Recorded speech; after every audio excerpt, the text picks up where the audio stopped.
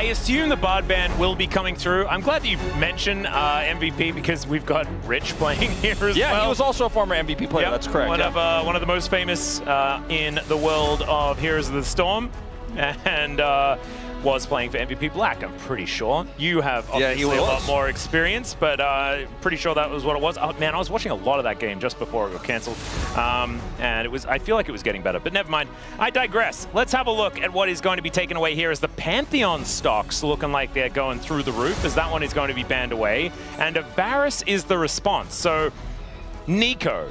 The Jace is banned, but Nico is a big one. Azir, Orianna. Bard. Yes, the Bard, a big one. And Rumble is a huge one. So something's getting through, Wolf. It looks like we're trading mid laners again. So it's kind of been the new thing.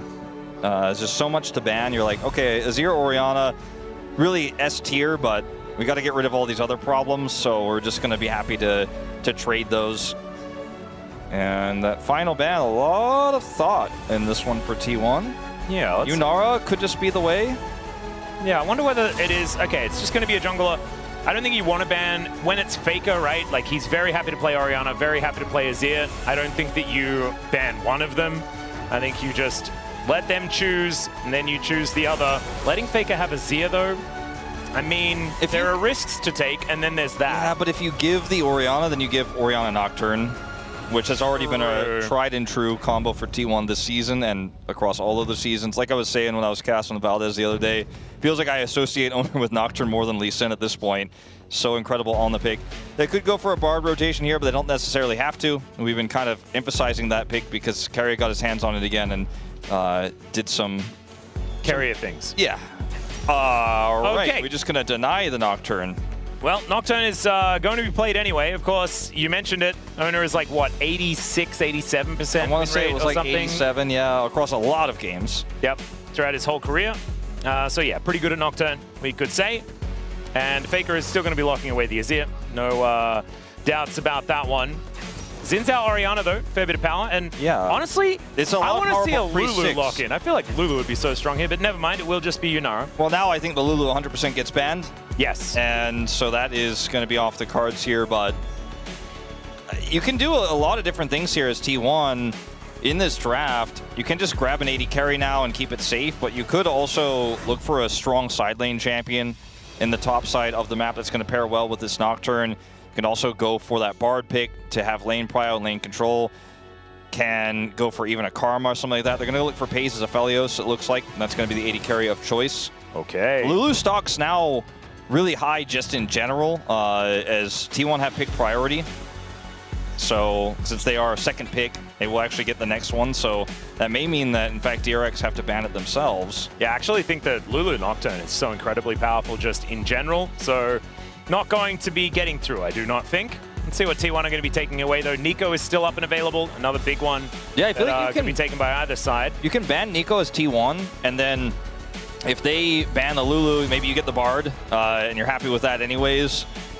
You feel really good about your ranged support here. You could still play Thresh, of course, if you wanted to, as Keria. He's pretty well known on that champion as well. Yep. Let's see what they decide to do here. DRX will ban the Lulu as I expected. Yeah, so it has to be the Lulu and probably Nico or Bard. Man, it feels so hard because Carrier is just really, really good at all of the champions. And so it feels like you need about 11 bans if you really want to get any work done. I wonder, like, if they leave the Nico up, I mean, they're definitely not going to put Andil on Alistar, you have to imagine this situation. I hope not. Although it does work for the team composition, so I can understand why they would decide to do it. I just think it's a terrible idea. Yeah, I just think it's going to cost too much to make that choice if they wanted to trade for Bard for something like that. Doran wants to play Sion, by the way. Yeah, that was the clear intent behind that ban. Ambessa will also be a pick that it could have been played into. Will be banned away now. It works well with the dive theme here for T1, where you just send all of your engage in, and then Aphelios cleans up. Ooh, maybe the first Jax to come through here. But waiting to see this one. A little Dusk and Dawn. Okay, kind of fun. Let's see whether it is actually going to be locked in. Whether we get the Wizard Jax as well, which is what we saw, I believe, from Bin over in the LPL. I've seen Zahin already. I was looking for a Jax. That's something a little bit different. Well, I believe this is going to be a Zahan lock-in. All right. So we get upgraded Aatrox, and now DRX rounding out their composition. Let's see what Rich thinks is a counterpick here, because he already played the Kennen to an incredible degree against Keen on the Renekton last match around in that game 1. He had a good plan there. He's pulling out the Jax potentially here, so maybe I'll get my wish anyways. I mean, Counter-Strike works pretty well into Zahan's Q. It so also is really good to set up Orianna, so is the Xin Zhao, and it's a great side lane win condition to get your Yunara online later on in the game, and they'll deny the Bard. Whoa, okay. So probably a Nico here, or if they want to play it safe, they could just go for the Thresh. I mean, there's a few other things you could do here aggressively, but I don't like Pyke, but I just don't, I think the risk is too high, even though it kind of suits the composition. Like some would Blitzcrank here, maybe Duro, but I don't think that's really on the cards. Yeah, I think you want something that can peel or like add a little bit of safety to Pays, but maybe Carrier is going to do something crazy, and it will be just the Thresh instead. So Aphelios Thresh, certainly a tale as old as time, that one. And that will be the lock-in here into the Bard Yunara. So I imagine that Gio and Andal should have a pretty good time in lane, but T1's composition is looking really nicely well-rounded. And Honestly, with the Thresh Lantern and things like this, I feel like Nocturne can kind of just do whatever he wants and then just take a Lantern to safety when he needs to transition after a Paranoia. Both of these comps are kind of insane. I mean, when you consider the front line for T1 and this Zahin, it's going to be able to fight through Xin Zhao and like enjoy the clash with him. And also the fact that they have an Azir and a Nocturne, they can use what looked like at the beginning of this comp was going to be an engage setup as a defensive tool, but it can still go in. On the side of DRX, their composition is also incredibly strong. It has a robust front line, has the Jax to play through with insane setup, like the ball carriers here are out of control. So UCal has a lot of agency. I look at this draft, and if you take the nameplates away, it feels pretty dead even to me. Like, yeah. Aphelios is pretty immobile. There's so many ways to kill him here. The Thresh will help, but the laning phase is a little bit tougher. I think we're in for a good game here in game number 1. Yeah, I think the nameplate's going to play a very big role, and I want to see the good version of Gio this time around. He's had some rough days of late, but we know what he's capable of. Let's see whether he can get it done here onto the Rift for game number 1.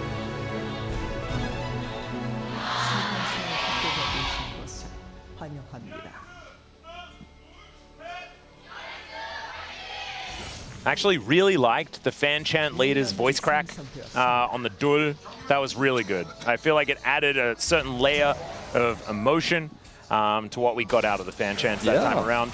I know we don't adjudicate fan chants all that often, but maybe that's something we're going to do more of from now on.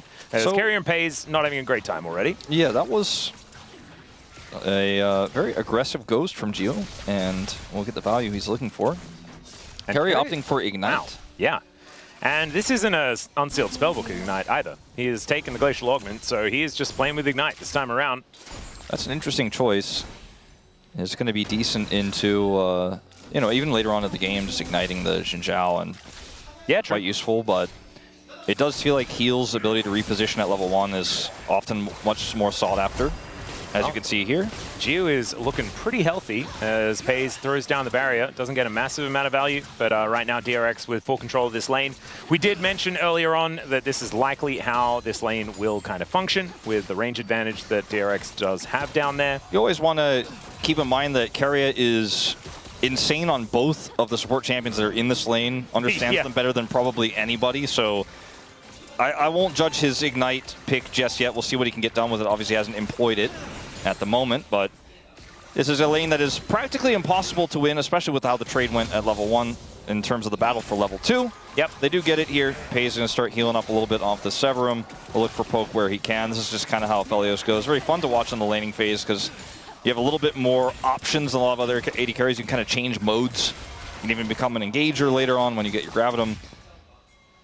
But not just yet. Not yet. Right now, they're not allowed to really do much of anything at all. Just going to be hugging their turret as Willer is making his way in. Gets a ward down onto Ona, spots him out, and just audaciously charges in. And you can see the bottom lane. They are making their way over, but T1 do not have priority down there. So Andal makes his way in, and it should be a red buff steal here for Willer. DRX really just taking advantage of their comp's advantages at this stage of the game. Yeah, it's a little bit tougher to do this on red side than it is on blue side to get that red buff away, but it works out actually for them in this situation, especially because it's a Xin Zhao into a Nocturne, and the Nocturne just isn't going to be able to scrap at this point in time. We talked about it in the draft a little bit. He's going to be a lot more scary when he hits level 6. We have some coach voice from Joker already, man. Yeah, he's always... He's just like, top, bottom's going well, keep pushing top. He's talking about the prio and how to use it to get scuttles. And just a little bit more of a focus on the jungle and where Willer is going, and that worked out here as Magical Journey is taken. What is that? Flash was crazy, as Pays will be taken down for first blood, but Andil will be traded for immediately. Both of the supports picking up some kills, but it's Jiu that's allowed to stick around in lane. So theoretically, it is actually a win for DRX. I love the camera was like, and Owner's over here, by the way. It's not going to impact this play. And he was not able to impact that play, but the play from the carrier there was pretty nice regardless. And great kill back. With Geo actually immediately going for a reset, it didn't really work out in their favor. So never you mind. And Flash was actually held onto here by carrier, so he can make some big plays with the Lantern later on, which could be a little bit of fun. Get Owner in there, maybe earlier than is otherwise expected on the Nocturne. I could look for Flash Flay play or even a hook, but this is just an early flash here from Pays. The Lantern is used really trickily. Andil does get taken out here by Keria. It's still a kill on the AD carry, but as you mentioned with the reset, not a whole lot of extra value. It's not like Jiu is able to pick up a plate or anything like that, and the call goes straight into the inventory here of Pays, so it doesn't amount to too much. Yep. Jiu not actually picking up a call this time around, just went for the recurve bow. So we'll be behind a little bit of gold as that one does get cashed in. And Pays now with a very nice shove towards this turret, almost able to get this first plate. It was cool the way that they played that Lantern with Pays flashing left and then going right with the Lantern. Looks like that's something they've practiced. Very classic Thresh play, but it was fun to see it in action. Yep. Didn't save his life, but was very cool. And also showing that Carrier and Pays really starting to get onto the same page, which is pretty cool. Owner moving down towards his bottom side. Magical Journey out for Andil, as DRX playing with a lot of respect down here. Yeah, this is the Infernum at work here, so we'll push this wave in. And Gio will catch it. We'll have a slight CS advantage. We do see Willer coming down here a little bit late. All right, Emperor's Divide is going to throw Yukal back. There's the fear out from Owner, but it looks like Yukal is just fine. Still, Pays not actually able to click onto the Lantern, does get it as the ward disappears, but still is going to be in a lot of trouble. And trying to throw out these auto attacks as Willer almost just dead to carry the flash to pick up the kill on the enemy jungle. But it does mean that Gio is able to get some damage down. Man, that ramped up tower doing so much work, and T1 just outplay them. And you know what it is? It's Ignite. There you go. Like, look, if I take Ignite here, when they come back for this counter gank after Owner leaves and goes to the mid lane, I'll actually have just enough damage to flash auto and take him out and take my second kill of the game. And it's super calculated. My favorite part about this is the jungle diff, right? Like the Nocturne tries to do something mid, they don't even get a flash, and then down here, Xin Zhao's like, I'm getting everything. And I'm getting that stun onto Felios here. Kites back though, has the grab at him. And then Keria ignites, flashes for the auto, grabs the kill, Ignite value. Beautifully done. Gets level up as well, make sure that he is definitely not dying. And that tower was very angry. Man, if Gio had died there, it would have been such a disaster. As T1 now move out to about a 700 gold advantage. As Rich dives on top of Doran here momentarily. Isn't able to find too much. Does get that cannon. I was a little bit wary for a moment. But does manage to lock that one down. Things very even here in the top lane. And bottom side, Pays a couple of 100 gold in the lead, but as these cannons are collected and things like this, Gio is going to be feeling better. But Pays, we have to remember, does have that cull, so we'll have a little bit more money coming in. Rich is having a fun time. He is... Okay, Keria is crazy. Yeah. Willer is making his way in, though, and Keria could be in a fair bit of trouble here. Doesn't have flash. And so that Lantern, not something you really want to be taking here. 3 Talon Strike does come on through, and Keria is likely to be very dead. Yukal can speed up Willer here, and the hook is not going to be enough. So Yukal even collecting a kill, and that is a bunch of money over to the mid laner of DRX now, spreading the wealth. Yeah, Keria was really feeling himself there. Perhaps Look, sometimes the call of Hex Flash is just too bad. I mean, look, in terms of the mechanical play that he makes there, incredible, right? Does everything he needs to. Unfortunately, they're just outnumbered. If there is no rotation, then they actually get a huge lead out of it. So in his defense, that was actually very cool. Yeah. In reality, it's a kill for UCal and kind of a setback here for T1 as we reset the gold to even. And I think Faker once again. Yeah, he's just going to be able to find UCal. This time he'll flash, but that spell shield was so good to avoid the shockwave for Owner. And that is just a very dead Orianna as T1 back in the lead once again. Now, UCal didn't flash the last time. This time opted not to as well, but was caught. And there were a few more friends here for T1 and an ultimate available for Owner that he didn't have in the last exchange. And now with red-white here for Pays as this dragon setup potentially begins. T1 in a very comfortable spot. Owner may just simply start this one up after he gets the scuttle. Decides that he's going to head over and grab his red first, so there'll be some extra time here. UCal's going to TP back to lane. Yep. Ooh. Nice little use of the W there for Doran to get a little bit of cheeky extra damage, but Rich is going to be okay. Still, he is down a couple of waves, does have this one to pick up, so maybe it is just going to be one wave difference he has between the Zion and the Jax. Teleport advantage as well. Doran used his, Rich has not, so it's a good point. He actually is going to be feeling pretty okay about this for the moment. And now the wave's kind of in an awkward spot for Doran where they don't know where Willer is. Willer is channeling his back, so it looks like that's not going to matter. Yeah, he's going to be heading down towards the bottom side. We'll see whether there is going to be a fight around this dragon. But let's have a look at this one more time as Faker, he knew that there was a Nocturne on his way over, and he didn't even care about that shockwave. Beautiful use of that spell shield. Good spell shield. I also think UCal just thought he was just barely out of range there. Faker knows exactly how far he can shuffle. He is the OG shuffler. He is. And so UCal's caught a little bit there. If he flashes the ultimate, very survivable, but does not. And flashes anyways and dies, so good spell shield from Owner, who does not have flash. In fact, everyone except Carrier for T1 still holding those. Oh, Owner moving down here towards this dragon. Doesn't have the paranoia, but it's coming up pretty soon. Emperor's Divide as well on its way, as Pays will be able to take a Lantern over towards Carrier. T1 now looking to close in, 4v4 around this Drake. Let's see whether Owner can get in and try and steal this one away. Looks like Willer is committed. He is going to be able to take it there. There's now Owner with another decent spell shield. It's Faker! Will find two with the Empress Divide and now turns his attention to Andil as Gio is still free hitting. A lot of damage now onto Owner and to Pays, who are split up from the rest of the team. The dash from Gio was so sexy, but it's Pays that takes him down. Willer needs one more auto. He'll get it and takes down Owner as well. It's a double as UCal's in the back of the pit.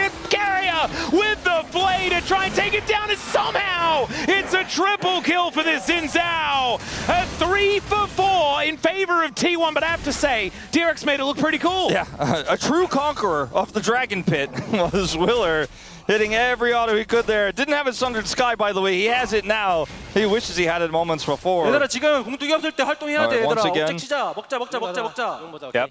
Saying they got to get the dragon, I think, is what's going on in this discussion. Yep. Certainly sounded like a lot of eating things. That's what I heard. And he's like, we got to take our opportunity, basically.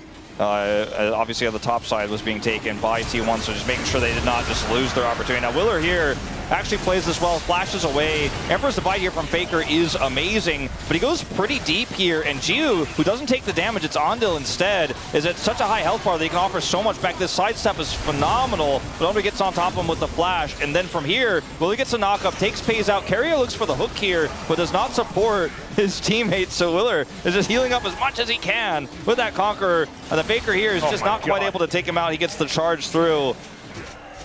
Huh.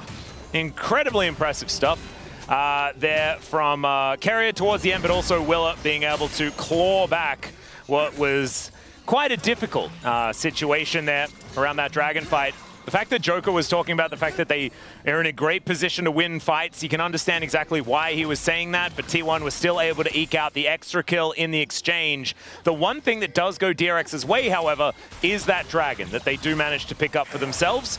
And so that could be something that allows them to have a little bit of added control later on into this game.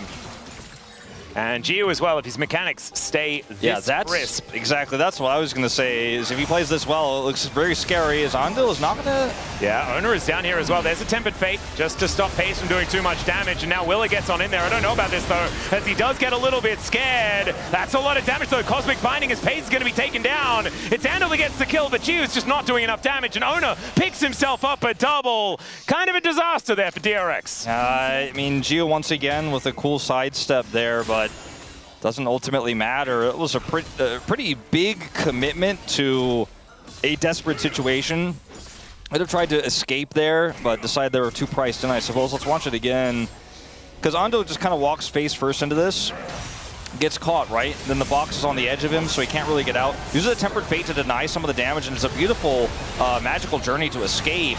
But in this interim, like, unfortunately, Gio, even though he's able to sidestep here, doesn't get caught by the hook, he cannot do enough damage. Like, he just frankly cannot. Even the cannon is getting involved there. Yeah, so, you know, he gets another assist, but now this Aphelios is 1,000 gold ahead. Faker didn't even get involved in that play, but had they even won, he would have still been cleaned up by Faker, who was coming down. UCal did get 2 plates, I believe, off of that, so that's something. Oh dear, Carrier Hex Flash in once again. Another hook, beautifully set up by that Gravitum, as Gio is just dead. That is Pays throwing down that Q with the Severum. The Magical Journey does come on through there, but it's a double kill as Andil's just going to fall down. Willer is now in a lot of trouble as Owner's moving in. I think Willer's dead as well. Dustbringer comes on forward. Owner is going to hunt him down, but it's Pays with the damage. Triple kill for the Aphelios. 5, 3, and 5 to start off this game at 14 minutes. And my goodness, this game went from relatively playable to not at all in about a blink of an eye. Yeah, he's red-white here. He's got his Crescendum to grab another plate before Rich TP's in. They're sending Gio top. UCal? Yeah, this time he'll flash. Yeah, I think he learned his lesson. Oof. Feels like every time we cast Keria, it's just a highlight reel. Yeah. Every time we cast him playing Thresh, it's like, is Thresh allowed to do that? Like, is that He's supposed to happen? 100% kill contribution. Well, you look at the comp and you're like, oh yes, the Thresh protects the Aphelios. It's like the Aphelios protects the Thresh. Like, the Carrier's going in and Paige is like, oh, you're pretty deep. Let me kill those guys for you. Like, hold on. I'll take care of it, don't worry. Oh my God, the play here from Carrier is just out of control, and Pays spaces it well, does the boom boom. And this was what Carrier and Guma were known for, was this exact duo quite a few years ago now. Yeah, I mean, 2021, 2022. Yeah. As we're going to have a look at another battle here. T1 not liking the look of it. Tempered Fate does go down, though. Great hook going to connect onto Willer as he's pulled back with the play, but Owner is already dead. And now Willer goes in one more time. Great shockwave and a double kill here for Gio. Never mind, you know, that blink of an eye I was talking about. Sometimes you have to blink again. You know? I mean, it's still a pretty significant advantage for the Aphelios, but things getting a little bit better here. They're also going to be able to grab the Herald off of this one, as Carrier got the Phaelite for just a second, but it will be reset. As Faker should be fine here. He's got his ult coming back. Oh, I thought he actually had it, but it's coming back up. He's got Flash. Doran going to grab this turret down here at the same time. Yep. And Gio will get this Corrosion to pop and probably grab another plate, but still a big gap in the bottom laners. But it's confident plays like this from DRX that you really like to see. They collapse onto Owner. He's got the Lantern, but now they get the Tempered Fate. UCal is at the ready here with his ultimate, and Gio is just playing so confidently today. Dashing forward here, Willer gets the flash, and Gio collects a second. It's actually really well coordinated, and really just no hesitation there from DRX. And from behind, you have to be able to spot those potential angles. Wait, hang on, what happened here? Yeah, this was... Oh, great avoidance of the ultimate as Rich just dives on top of Doran, but is Doran going to have that release date win? So far, it is just the passive going down. So that was the result of that one. Kind of cool. And nothing played there by Rich. This should be a mid-turret. They got that extra plate for Gio topside. The gold still significantly in favor of T1 here. But some of these really strong, you know, late game champs are coming online. Well, particularly the Yunara. Gio is still on his way to being very relevant in this game despite a deficit. And if they don't respect the engage, DRX can win this game for sure. The world's tiniest magical journey being taken here by DRX. As let's see whether Owner can make his way in. There's the paranoia to start this fight off as in goes Doran. Gets into the backline. He just takes matters into his own hands. Down goes Andil already, and there is UCal falling as well. Doran will be dying because he doesn't have that passive available anymore after that fight towards the bottom side. But still, T1 get control of the Dragon Pit. DRX unable to lock that one down. That should be one Dragon apiece and a one team fight for T1. Yeah, still getting the kill onto Doran feels like a nice little pick-me-up after what was certainly looking to be a disaster, but T1 will be the big winners here as Gio in danger. Yep, Faker gonna go forward, but does not quite get far enough to lock down Gio. And Pace is like, man, I got the grabbing him on him. I was so close. Yeah, the flash was employed though, so now Yunara with no flash. That's going to be a more easy target here for Faker, who just elected not to go for the flash play because he would have been very deep under the enemy in a turret. Doran's flank here is massive. He then has the 3-man ultimate. And look at this. Down goes Ondil. In the back line, Owner cleans up house. There's no more UCal. And Gio alone just cannot carry this fight. Willer's already used his ultimate. There's no front line there for him anymore. Oh dear. Emperor's Divide is going to throw Rich back, and I think Rich is just dead. He is. Doran going to be able to grab some revenge here in his first kill of the game. Meanwhile, could be Owner in a little bit of trouble here, but does manage to click on the Lantern. Look at all of those wards. They were invested. They still will get this turret on the top side, so it's not all for nothing here. And we didn't talk about it just yet. I hadn't really been looking too closely at it, but Rich is just going for the old Triforce build. Yeah, not doing the new tech, which we saw, I want to say Bin do over in the LPL. I'm pretty sure that's what it was. And see a tweet about it. It's like a lot of power, and you get the double on hit, and it is very cool for Jax. But you know, the way you play Jax and how you want to play around it can change. And I think with this enemy Aphelios comp, maybe he just wants to go for the Triforce. Either way, I think both are viable. But that was the reason I wanted to see Jax. I want to see new items. It's very fun. Yeah, exactly. Sadly, not to be the case this time around. As Rich finds himself 1,000 gold behind in this game. And that's a stride breaker now completed here for Doran as well. So this Zahin is very, very frightening. Faker now having a good time in a side lane as Keria and Pays alongside Owner poised to get into position. Oh, I've seen this play before. Thresh isn't here this time, but they have the TP from Doran. Let's see what he can get done. Yeah, Faker is going to shift some sands. Counter-Strike is going to work out here. Let's see what the Faker... He does have his ulti in about 7 seconds time, and Rich is able to take him down before that does actually come on through. Meanwhile, another fight on the other side as Gio is relatively untouched. Red-white guns from Pays, but he's unable to survive. And now Doran is surrounded. Tempered Fate doing nothing at all as he pulls back UCal, but he's got an arm guard to break, and it is 3-0 in favor of DRX. I mean, we've called Faker the Matador for a reason. Like, this guy has pulled people around the map. He's got his side lane cape out, but this one backfires completely on Baron spawn. DRX surely not. They're not allowed to do it with Owner still alive, right? I mean, he does not have Paranoia. I mean, it's new Baron and it's on spawn, so it's very difficult to take out, but they still do have this 2-item Yunara. It's going to be a contest and a TP. Rich is very, very healthy. Hook is going to connect onto said Rich, as the rest of DRX are a little bit split in their decision-making. Faker trying to get in there, press divide, and he sweeps the floor with them. There's the steal we were talking about, and you do not take Baron in the face of T1. I mean, that was Faker getting caught inside, so it always ends up being a positive for T1, right? He never dies without a reason. Perhaps this reason came a little bit later than DRX anticipated, because he dies to TP back in to stop the greedy Baron. 5 kills on the Azir now. DRX 4,000 gold behind what looked like they're into the game. Kills on the top side into Baron is foiled in the matter of moments. As look at this, like, DRX play this fight so well. I mean, we have to give credit where it's due. Yeah. TP comes through here from UCal as well, and Faker has no options, right? Doran's up here on the top side. They're trying to use the Paranoia to buy some space here. Flash is amazing here, but it's not enough to save Faker. And then we look at the turnaround. Look at Willer. He uses all of his health bar, and they take out Pays, which is incredibly difficult to do.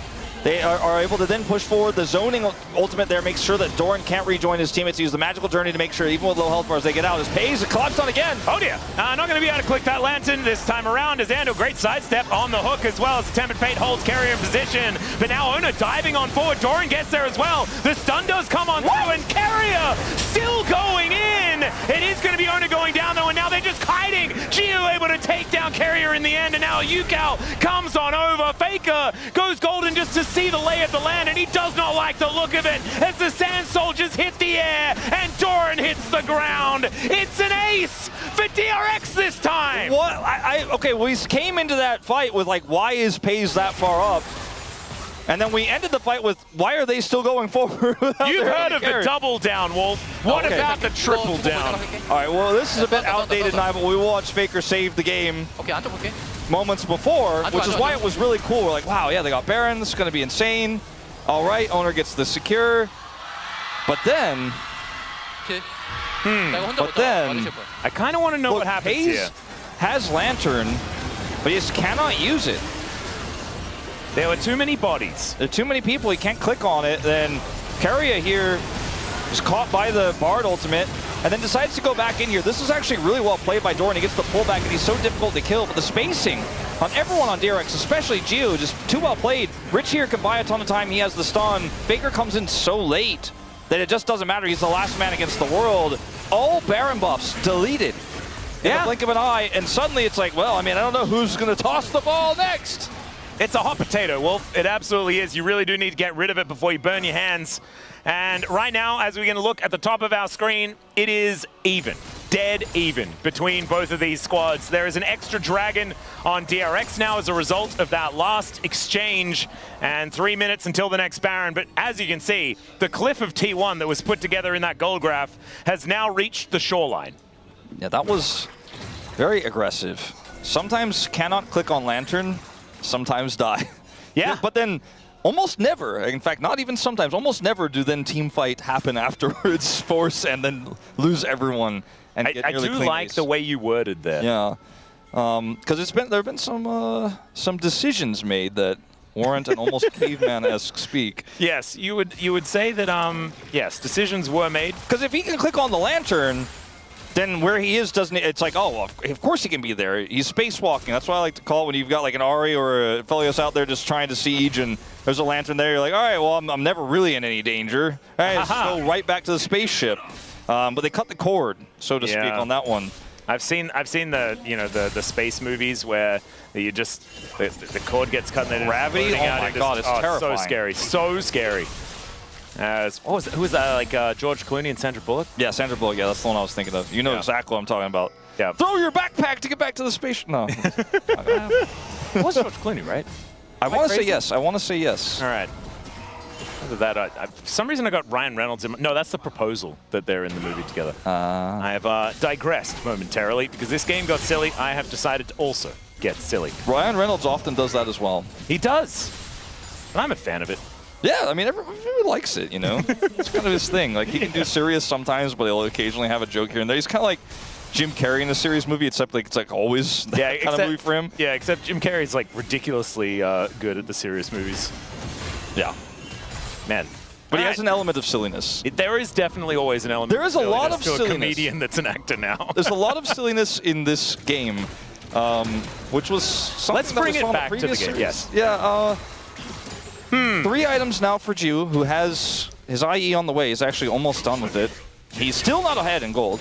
As Pays sits on his, but he has a lot of money in his ahead in gold. And I'm a little bit worried about that for DRX because he's now got 3 items completed. Yuka a little bit further away from that. Looks like he is going towards Rabadon's next. So did skip the Leandries this time. Yeah, I think if they just group and play as a 5-man instead of splitting, they have a really good chance of closing this game out. But they do not have Prio on this Baron that's spawning in 30 seconds. The Scuttle is going to be the first target. All right, well, Scuttle is going to get hooked here by Carrier as in goes Will, looking for that angle as Lantern comes on through the flash Cosmic Binding onto 2.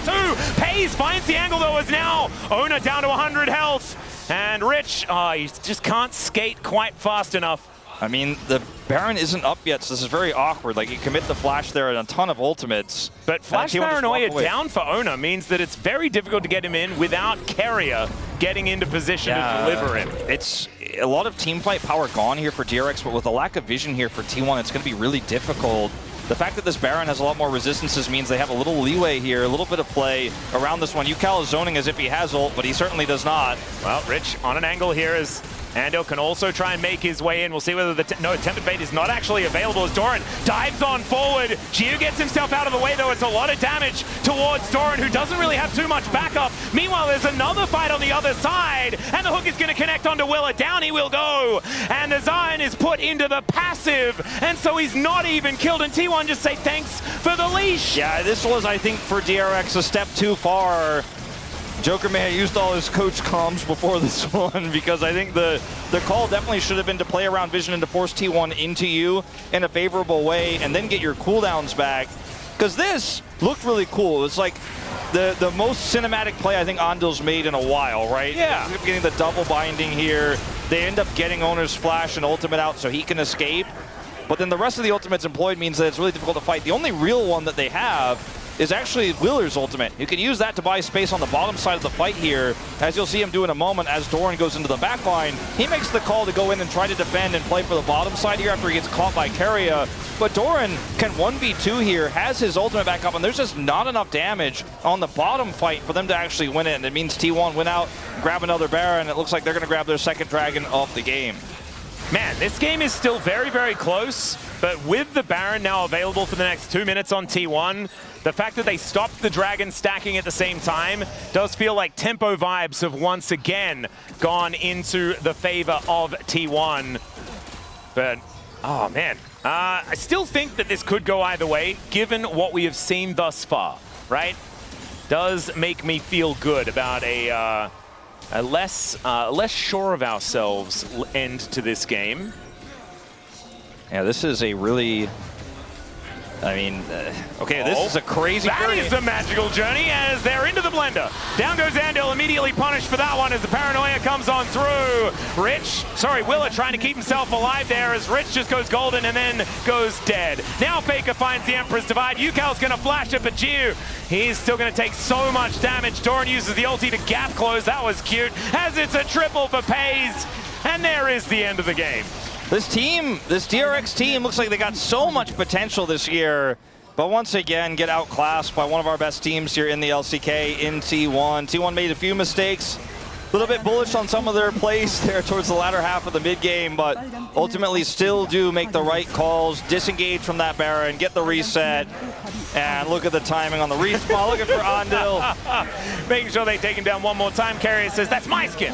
And it is. I mean, Andil's just representing, you know? And it is the best bard skin in the game. And there is no doubt about that one. T1 will take game number 1, but it was the journey, not the destination, that was the most interesting part about it. DRX making them work for it over and over again. And it was the most back and forth game I feel like we've had all week long, right? It's definitely one of the biggest ones, with a massive lead just tossed into the abyss right away after the post Baron there. But DRX, I think, got a little bit impatient. And when you're playing against T1 and you feel like you've got victory in your sights, it makes sense to send it. Like Andil's flash there into the double stun was incredible, but T1's disengage was so good that it didn't ultimately matter, and they used a lot of tools, and then they got greedy, right? Faker punished them twice on Baron. Pays does a massive amount of damage in this game. I will say I'm very impressed with how Willer and Jiu played this game. Yeah, me too. Jiu's positioning very good, very aggressive, very calculated. Willer also buying a ton of space on the Xinjiao. DRX, like, they may go after this week 0-4, but they do not look like an 0-4 team. And this team went up against Gen G and then T1 in the same week. That's the roughest schedule you can have in the LCK Cup, and they kind of look competitive, at least in the game 1 against Gen G and here in the game 1 against T1. We'll see whether they can turn it around with a victory in game number 2, whether T1 will pick up the 2-0 after the short break and then the space to break it down.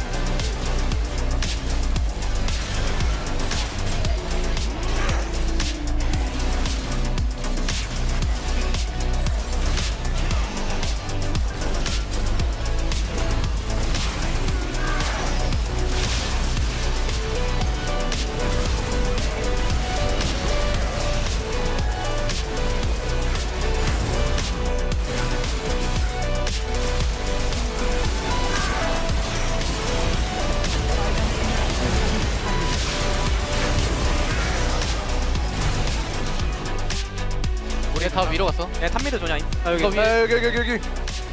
태볼게. 괜찮아 괜찮아. 구도 좋다. 오케이. 오른쪽 봐봐. 잭스 오른쪽. 끌었고 잭스 끌었어. 잭스 높여 높여. 야공 달고 오는 거나. 나 짜오 아래 싸운 중. 유나라 끌어 못 끌었고. 오른쪽. 조냐 있다. 나 오리 갈 수 있긴 한데. 오리 노. 오리 높여. 오리 그거 돼? 유나 잡았어. 합방 끝나? 예. 나이스. Now we have a fresh draft upon us. Let us see what does happen here as T1 do have first pick this time around, and they will have the blue side as well. An interesting decision to go for second pick with the right of first selection, but it's not unheard of so far in this LCK Cup. Just hasn't necessarily been all that successful, as already we do have the Rumble taken away and the Varus as well. Varus makes a lot of sense. Rumble, of course, pretty much permabanned. I think this will probably be a Jace. Should be. We need to keep Jace permanently banned throughout every single game so far of the LCK Cup. I think it is just so incredibly strong right now, so I think that's going to continue to be the trend. Malphite gets banned first. All right. For DRX, they do not have first pick. I'll be for second, so they'll probably be the ones who have to ban it. They will. And Jarvan was banned in game number 1 as well as Pantheon. So that might be a look that they go for as well in something like a Pantheon rotation. We'll see. It gets really interesting with you know, the Azir and the Orianna already gone. Like, that's been happening a lot, which just opens up our drafts a little bit more, opens up some extra bans. I think Lulu still being up here as well is something that not necessarily you're going to be seeing first pick, but does really change the sphere of what the jungle is going to look like, because yes, Lulu Aphelios and Lulu Yunara are some of our strongest lanes, but you can still play it with Ambassador Jungle with another bot lane pick, as there's the Pantheon gone, the Vi gets taken away by T1. Well, and like, we could just see a first pick Xin Zhao, like that's fairly safe. Except that it's fearlessly banned. You're wrong. It could be a J4 though, or a Jarvan the 4th. Or Ambessa. Ambessa is a big one. Could be taken away. Wasn't actually looked at all until the second round of bans in game number 1. So maybe her priority has sort of reached a higher point, especially when it's like Jax and Zahin that were played. And so it does feel like the whole top lane pool is kind of massive. But it's going to be the Rise that's locked in here for Faker. Certainly another one of his comfort picks. Owner's like, give me Ambessa. Faker's like, not today, sorry. You know, it's me. So yeah. Did you see me save that game a few times? And understandably so. Ambessa could just be picked away here, though. I do like its flexibility. I mean, Rich loves Ambessa, too. So the flexibility, like you say, is really important. And again, feels really strong with Lulu, but see if they can draft around that. Instead, we're just going to see Renekton straight up. Well, Renekton is a champion that we've seen counted before. It feels exactly like it can be in difficult lanes, but it does seem to still get things done. It feels like the Kennen pick into it is still quite strong, as they will just go for the Ambessa follow-up, which makes a lot of sense. Now you have 2 great wild growth targets, but you got to figure out how that bottom lane's going to work. Nico going to be picked preemptively here.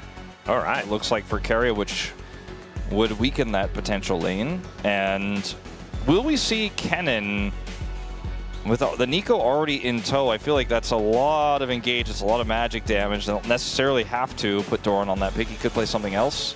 And they could also lock away the bottom lane here. Could just be Nico and the Corki locked in. And then you can protect it with some bans. Of course, only one pick can come through here for DRX immediately afterwards. Let's see exactly what does happen.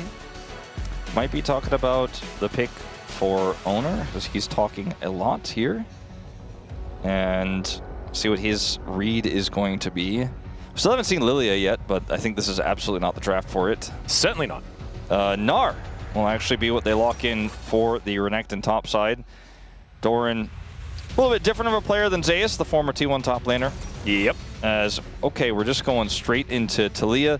So Talia, Ambessa, Renekton, a lot of different tools to get on top of a backline that we don't necessarily know what it's going to look like just yet. Ezreal stock's going way up. Probably ban that one away if you're DRX. Yeah, that's certainly a scary one, especially when paired with an Eco in lane. You can really get some work done and then just be a menace. As ban Ezreal Corki, I think, is probably the safest bet here. Yeah, unless you do want to thin out the jungle. That could be another way to do it, and Jarvan is going to be the banner way. I actually probably would prefer to target Pays and some of those more mid-game champs, but not going to be the case. Is Nami going to be taken away here, and not allowed to play that alongside a theoretical Lucian? What if they do something really crazy and just, now with the Jarvan ban, if they ban Ezreal and then just go for like a Sivir Lulu lane, they ban the Wukong as well. Karma's gone. This is going to get really interesting down here.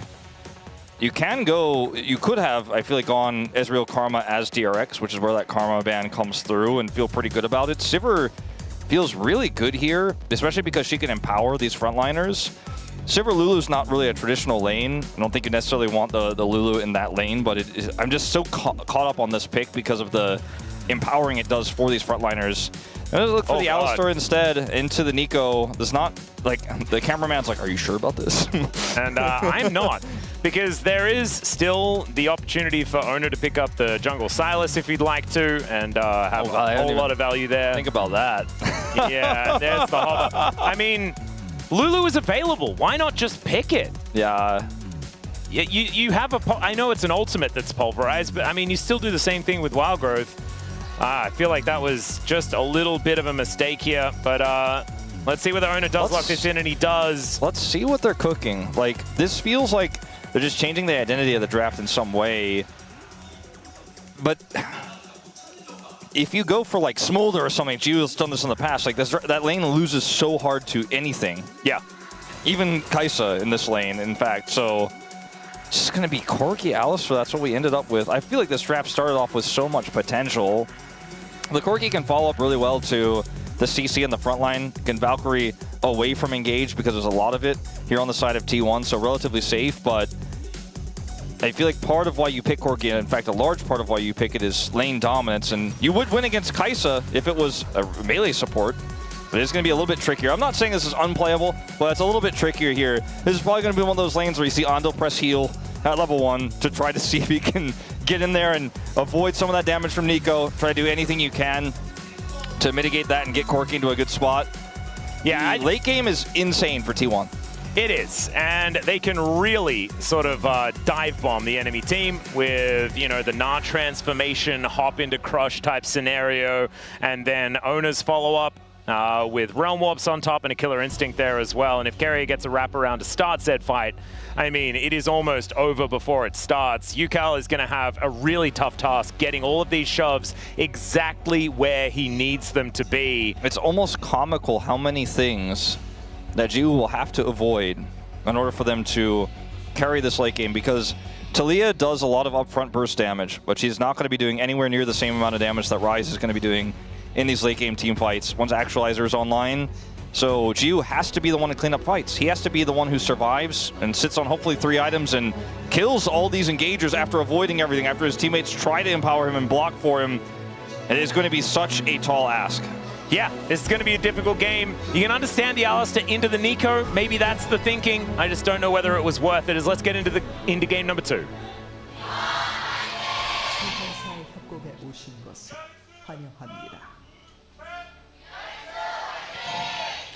All right, here we are, ladies and gentlemen. Let's see whether it's going to be as bloodthirsty here in Game 2 as it was in Game number 1. I don't know whether it is possible, because the last game was just kind of insanity the entire time. But with these drafts, there are certainly going to be some avenues for some action early on. Here on this bottom side, though, I feel like it's just going to be rough times for DRX.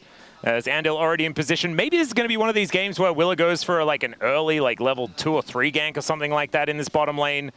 That could be an opportunity, but I don't know. Some way of bailing these guys out could be a really big deal. All right, let's see. Where's that heal going to be used? Level 1 heal is like my new favorite thing in lane, where you're like, aha, there it is. There he goes. Well, he does press the heal button. Hashtag won the trade. We've also got a barrier used by Gio, and that is going to be the advantage that T1 has, as Pays holds onto his. Hashtag lost the trade. Yeah, it's not great. All right, there's another headbutt. Andal just making use of these buttons when they come back off cooldown, but this wave is going to be shoving into DRX. They're going to have to do their very best to farm it up underneath the turret. And T1 are going to be feeling very, very good. Another cute little headbutt. There's a flash answer there from Andil. That's how you use your summoners at level 1. You gotta, you know, just get as press much them all. damage in as you can. Like headbutt on cooldown, flash of course, because if you get rooted there, you lose the game. So one more headbutt. Oh, there is a nice little snare onto Andil, who takes most of his health bar in damage. Oof. Yeah, Owner is here. He's like, you know what? That's too much damage. I'm looking for something. Well, let's see whether this dive is going to work. It's a little bit dicey, but Owner is making his way in anyway. There's the headbutt out. His chains are not going to land. Still they're looking for it, wanting to find that angle. Of course, long cooldown on the headbutt for now, as Owner is going to get taken down first. And there is a very dead Kaiser as well. What the hell was that? I mean, when I watched them stay after the initial chains combo was set up, I was like, am I missing something here? I think they can't do it.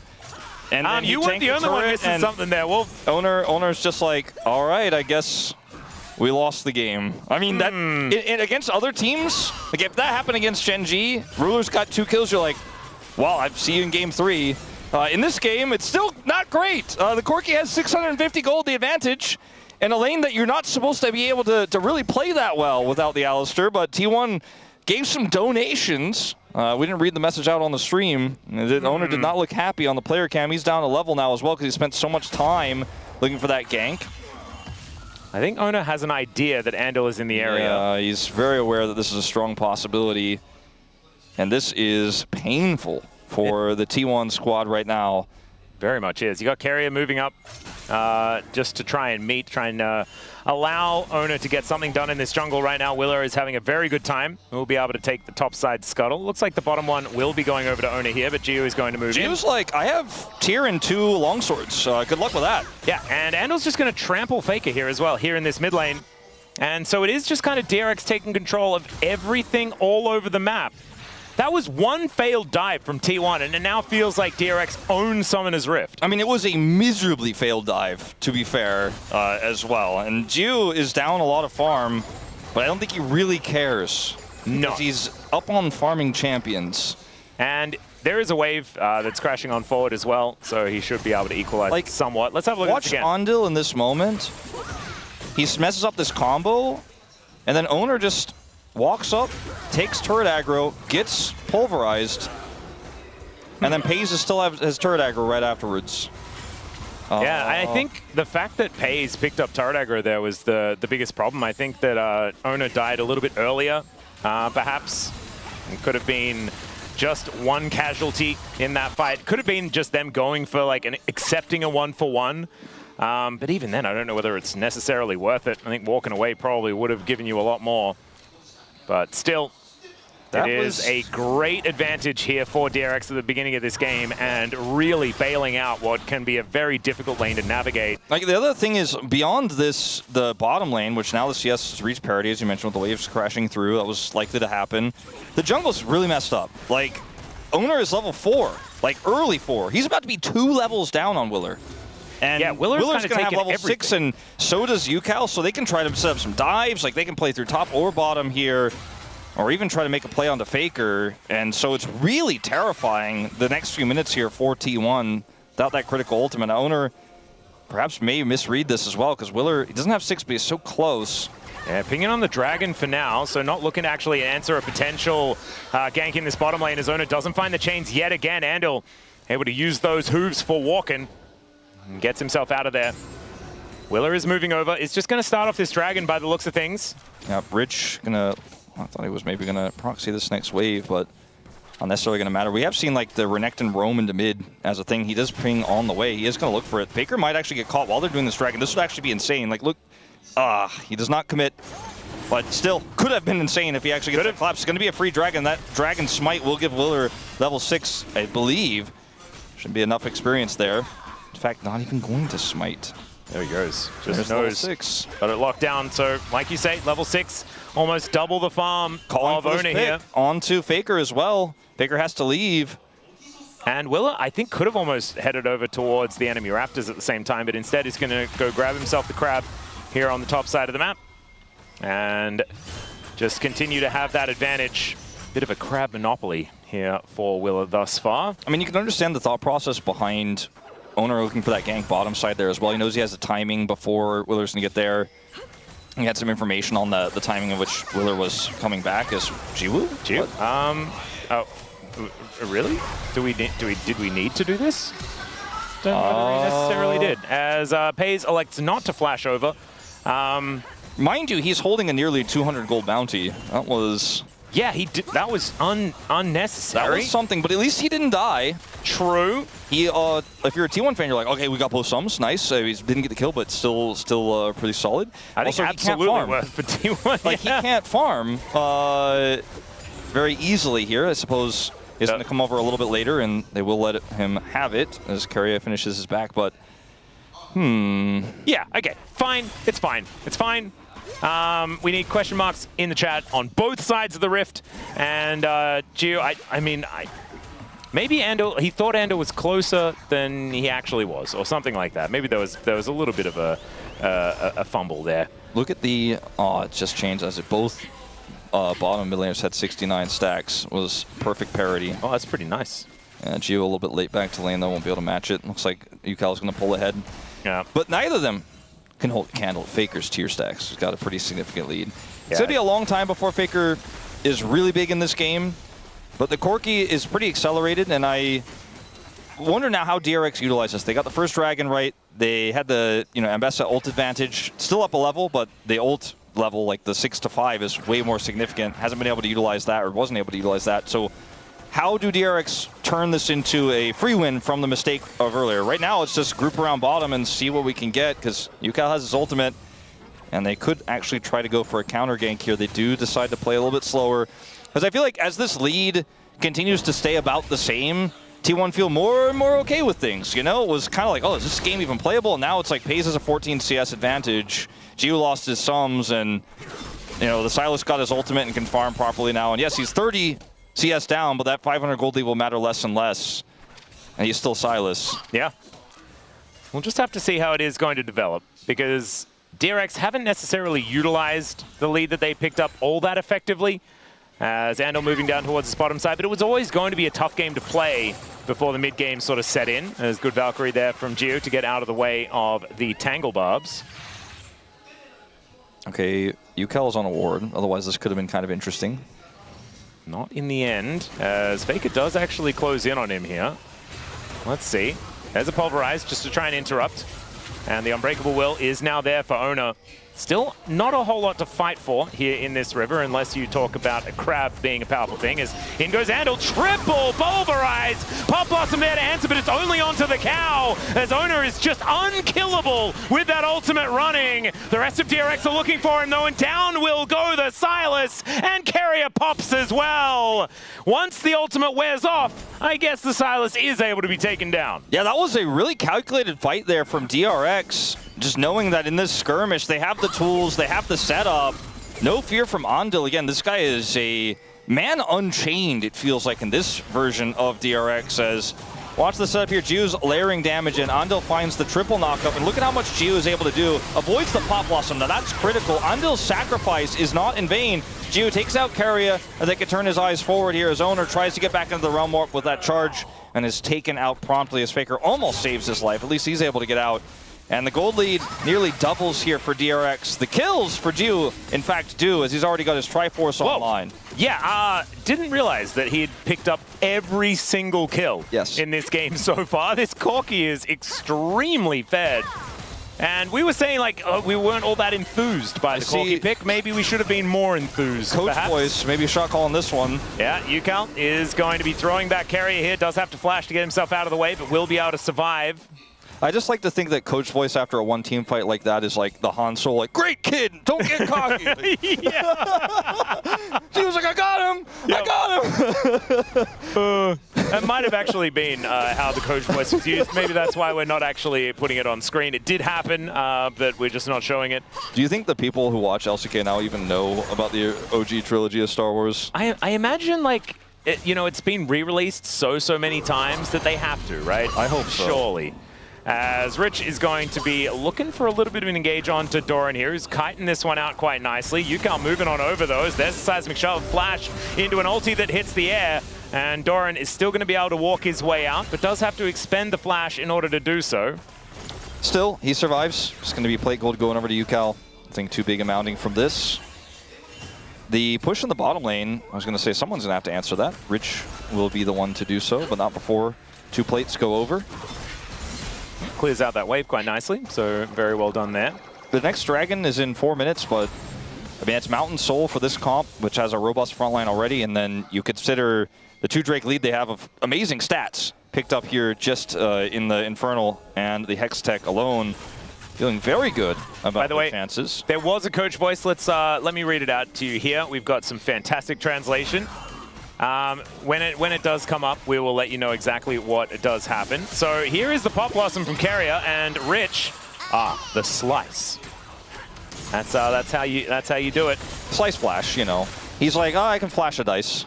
Is this actually the latest grubs that we've had ever? Probably.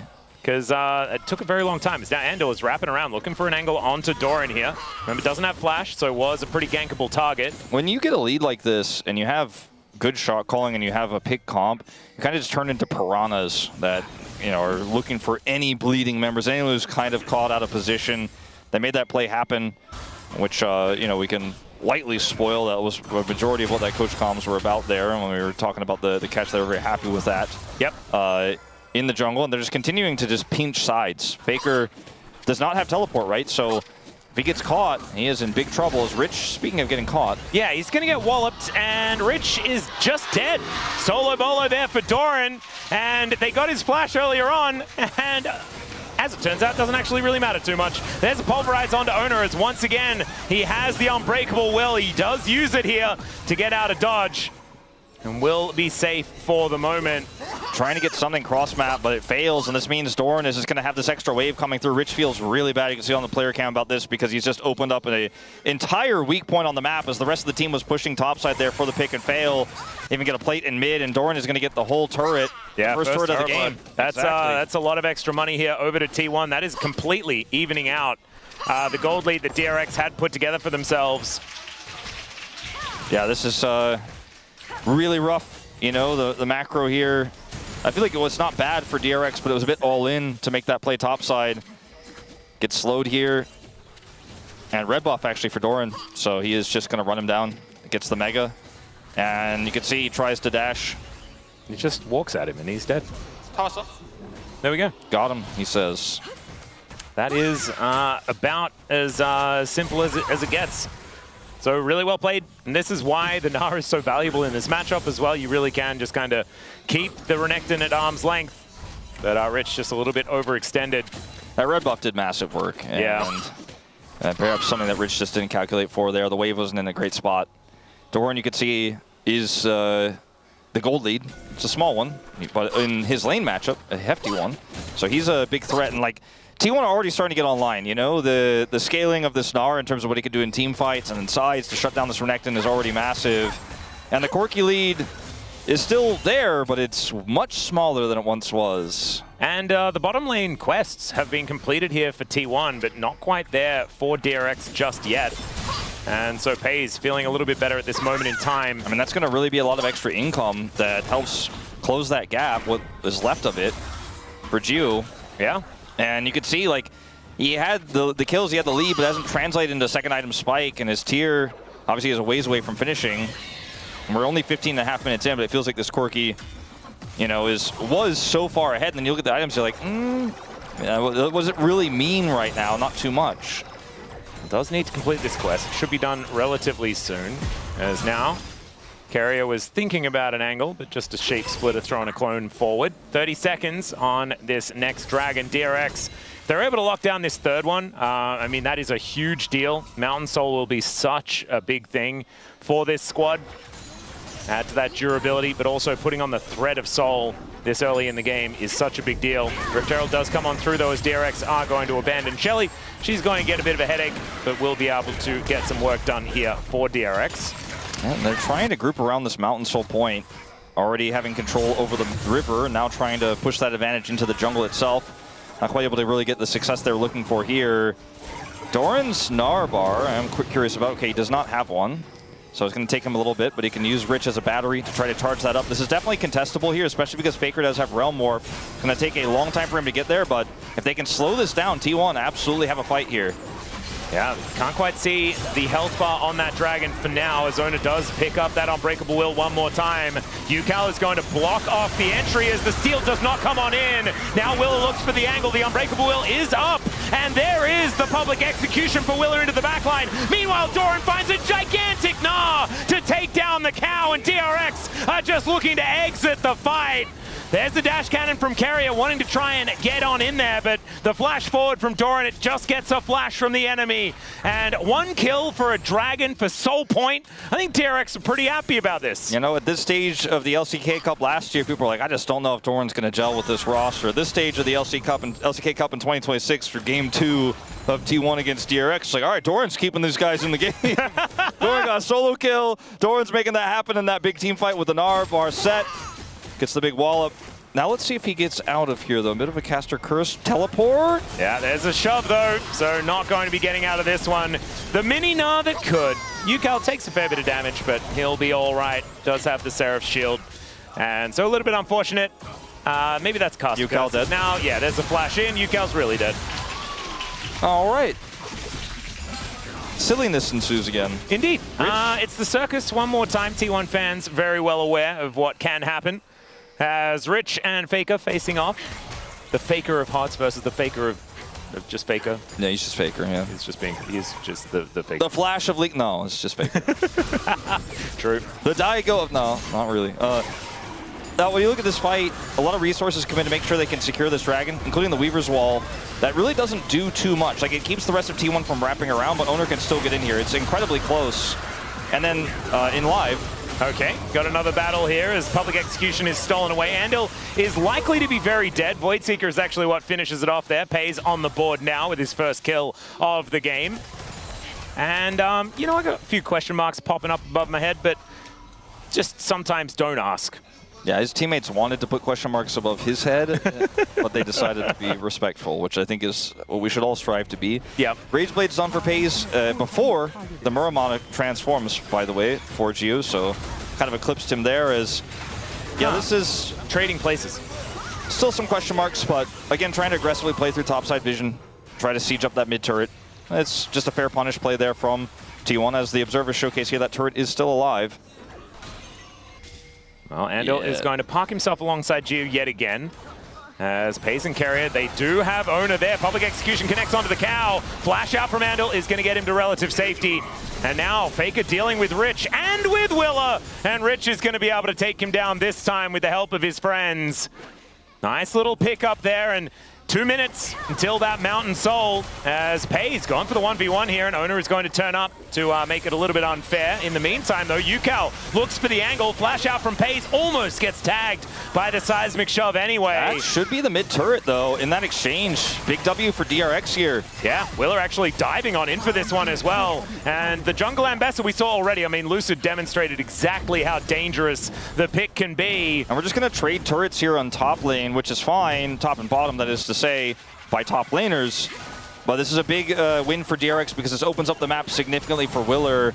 He's been a level up this whole game. That remains the case. And Doran's a level up on Rich, or half a level, but will, of course, have the 15/14. But Rich has been able to make some plays here with this Ambessa, and this duo that they locked in early in draft is getting worked on in this somewhat scrappy mid-game, I would say. It's Faker who's pushing aggressively here. He wants to finish his Seraphs. He's just farming as hard as he can. The problem with Ryze, if he gets caught like this, even though he's super safe, you know, if he has empowered recall, oftentimes you could just push up and get out. If you get caught like this, you don't have TP, so you're not going anywhere for a while. So then they make the play mid off of Andil nearly getting caught. So grab that turret there before Faker can respond. When you're in situations like this with the Ryze, like he clears 2 waves, he backs, he's got home guards, he doesn't care. Now his Seraphs is completed, and now he's going to look to build that actualizer. It's going to take a while. Feels like we kind of rushed through this early game because of the Corki situation, but now we've kind of slowed things down, and the game is really even. The big question mark, though, is who takes this dragon. Because if DRX secure this, the rest of the game becomes so much easier.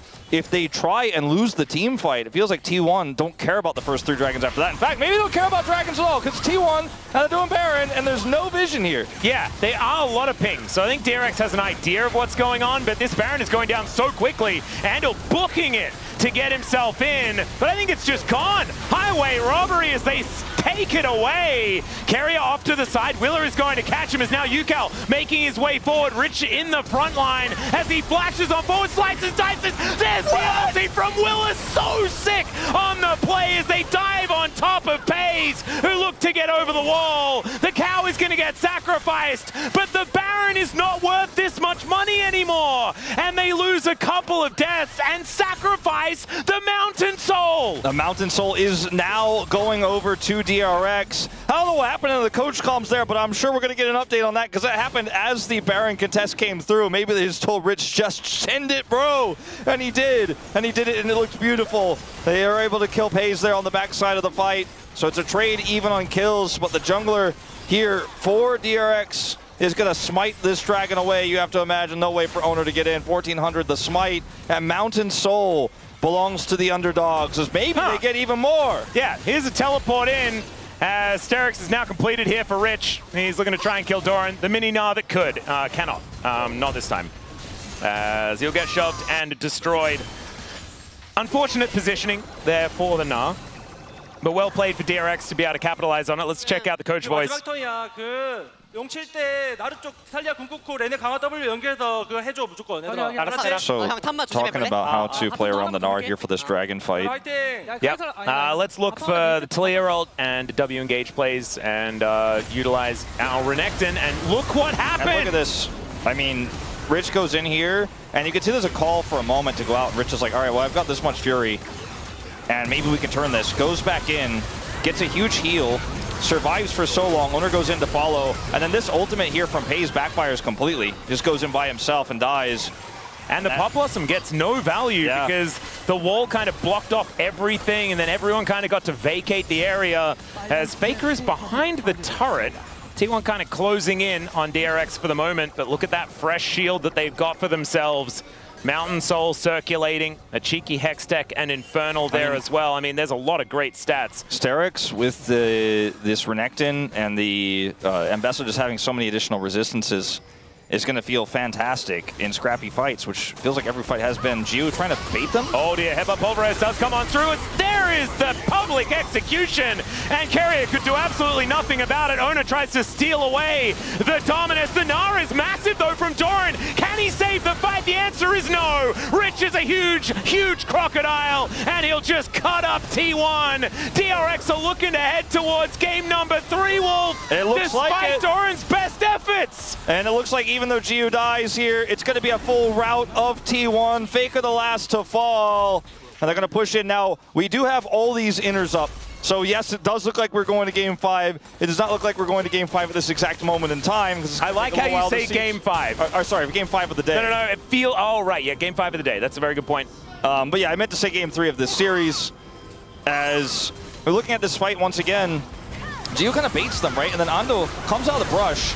They have the follow-up Ambessa ult, so now Willer's exactly where he wants to be. Faker can't really join this fight. Owner's fantastic Zonius here, or rather arm guard, ends up buying a ton of space. And then on the other side of the fight, Doran is trying to get on top of Gio, but he just spaces it well, kites forward.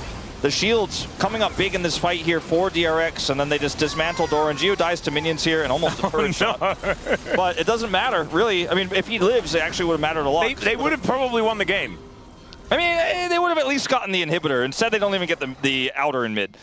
Huh. Well, the result of that team fight that looked game-winning is about 1,000 gold difference. Yeah, I mean, it's 25 minutes in. It feels like this game... I feel like I'm 35 minutes into this game with everything that's happened. Yeah. It's been a 4-dragon take here for DRX very quickly. I mean, Elder is spawning pre-30 minutes. That tells you all you need to know about the pace of this game. But it's still a 23-kill game. You know, it's not a slow game. And I mean, DRX are now in a position to where this 3-item, relatively soon to be 4-item Corki, and insanely large Talia are ready to pop off. And the fact that Doran is way bigger than this Renekton doesn't necessarily matter when Rich is still making big plays. And the Zambessa combo with the Alistair that can either lead into or follow up on a Taliyah shove is just too problematic so far here for T1. And FaZe just really has felt quite invisible in this game. Yeah, hasn't really been able to make the mark that he wants. It's not really that much of a difference between the two AD carries, only 1,000 gold, a little bit under. But the mid lane, that can kind of be felt. UCal having a really, really good game. Honestly, having a pretty good series, to be honest. In game number 1, was also performing very, very well with that first pick Orianna, despite the result. So DRX, we'll see whether they can get behind this Taliyah, finding some fantastic shoves throughout the later stages of this game, as the Baron is going to be up in 40 seconds time. Faker doesn't have level 16, he doesn't have his actualizer, and the wave is not in a spot where he can push up and farm it. So he's like, he's kind of in checkmate. He's in his own prison right now where he's like, I really need those minions. Please send them to me, UCal. I need money desperately. We need to be able to get those to be able to fight for Elder or Baron, potentially, if DRX take that first, and he's just not ready for it. The fact that there's a 2,500 gold gap between these mids, and with the upgraded Merc treads here for UCal, he's actually kind of beefy because he has also the Mountain Soul. Like, Faker just cannot play the game he wants to on this Rise. He just is unable to get the economy going. What? Perhaps thought he saw an angle to ult there, but he had no team, so... Looked almost like a... I don't know. I need a bit more context. Maybe I was not paying enough attention. Maybe they're like, aha, he doesn't think I have the flash engage. Maybe I'll just get him with a sneaky walk up and engage normally. But I don't think he will, in fact. I think this Baron is probably just gone. Well, Realm Warp was used just to see what was going on at the Baron. They do manage to get the Scryer out there as well. Shove back onto Owner. He now has the Unbreakable Will, which is so scary. But look at this, DRX just keeping them at bay. The Cow throws down that ulti, presses Pulverize for fun, and DRX can take a Baron and move on now towards this Elder that's spawning in 10 seconds time. And this is probably the fight that T1 wanted to take. I mean, they use the Renekton ult, but he gets the Fury out of it, and Andal's not going to have his ultimate, but I don't think he cares that much because they got the shields, and T1, this has to be their fight, or this game is lost. This could be the way back in. I mean, there is that hijacked Unbreakable Will. And Doran's lots of tools here for T1. Doran's Narbar in a pretty good spot here. Keria on the flank as well. No wards. Oh, this could be huge. Yeah, UCal needs to make this Weaver's Wall work, as it is available. Doran now. Yeah, not actually going to be able to interrupt that. It's at the public execution onto Faker, who gets exhausted and cut down where he stands. Doran trying to find it, gets a double knock into the wall, as Andal will be the one taken out first. Willa still trying to get this work done, but it's Doran that's dead. And the Elder Dragon now getting turned on by DRX with the man advantage. Owner is still there with his smite available, and FaZe is up and available as well. Can they lock down UCal? That's the question. The flash out from FaZe to avoid getting hit, but Owner is just going to get slaughtered. And DRX, I think they're doing it. They're taking the Elder Dragon, and this could be the way that they win this game. I mean, such a patient fight from DRX was phenomenal control. Man, I really want to hear what Joker says. If DRX wins this game, oh my goodness. He's just going to be so happy, isn't he? I think he might be out of coach comms this game. Oh yeah, sorry. But I mean, like, but afterwards. Oh, sure. You know, after the game. Absolutely. He's not going to be able to do another coach voice. Yeah, I think, you know, the amount of time T1 was able to buy at the end of that fight might give them one more attempt to just, like, wave clear here, but Faker still doesn't have his actualizer. I think this is just an inevitable loss here. Man, UCal's got that wave pushing mid, and this inhibitor is not long for this world. UCal is really making Taliyah look like a great champion in this game. He's just having a brilliant performance. As now with the Elder, going to be very difficult to stop this one as Gio just kills Faker. Okay, Pop Blossom now being set up, but Gio is able to avoid it. Keria is going to get eaten by a dragon. Doran going to follow suit, and DRX will obliterate them as they now take down the Nexus turrets and send us to a Game 3 versus T1. And you know, I said at the beginning of that failed dive against Gen G, you lose that one, might be game over. That's just it. You're like, well, I guess we're going to game 3. It felt like those advantages weren't really what gave the win to DRX. Sure, they had huge leads, and the jungle lead was massive for Willer afterwards, but T1 kept fighting back. It was not a free win, right? T1 kept them honest. Doran kept them honest. He did. But they really earned it through mid-game fights that were set up often by Andal and Willer, and then the follow-ups were there from UCal, who had an amazing game with Taliyah. But But Gio looks different. Atlas, like, he's playing aggressively. He knew his advantages. Even in that last fight where they had the Elder, he's like, you guys think you can mess around with me? You think you can stand up, walk up to me? I've got Elder. I'm just going to blast you to oblivion. And this is just a different look. Like, this is a different player than what we watched last time around just a few months back. Gio looks a lot stronger. And again, in this game, there's a lot of asterisks to that. But I think old Gio might not have been able to take that lead and turn it into anything. But Willer and Ondil certainly helped him do just that. UCal leading the charge in some of those as well. Some decent defensive Weavers well played. DRX played not to lose in that game. They didn't throw it away. They held on. And also, they listened to Joker, who gave them all of that positive energy and those vibes. Fantastic stuff. That's going to give us a full series here in our last one of the week. Time for us to take a short break. When we get back to space, gonna break it down, then we'll have the last game of the day.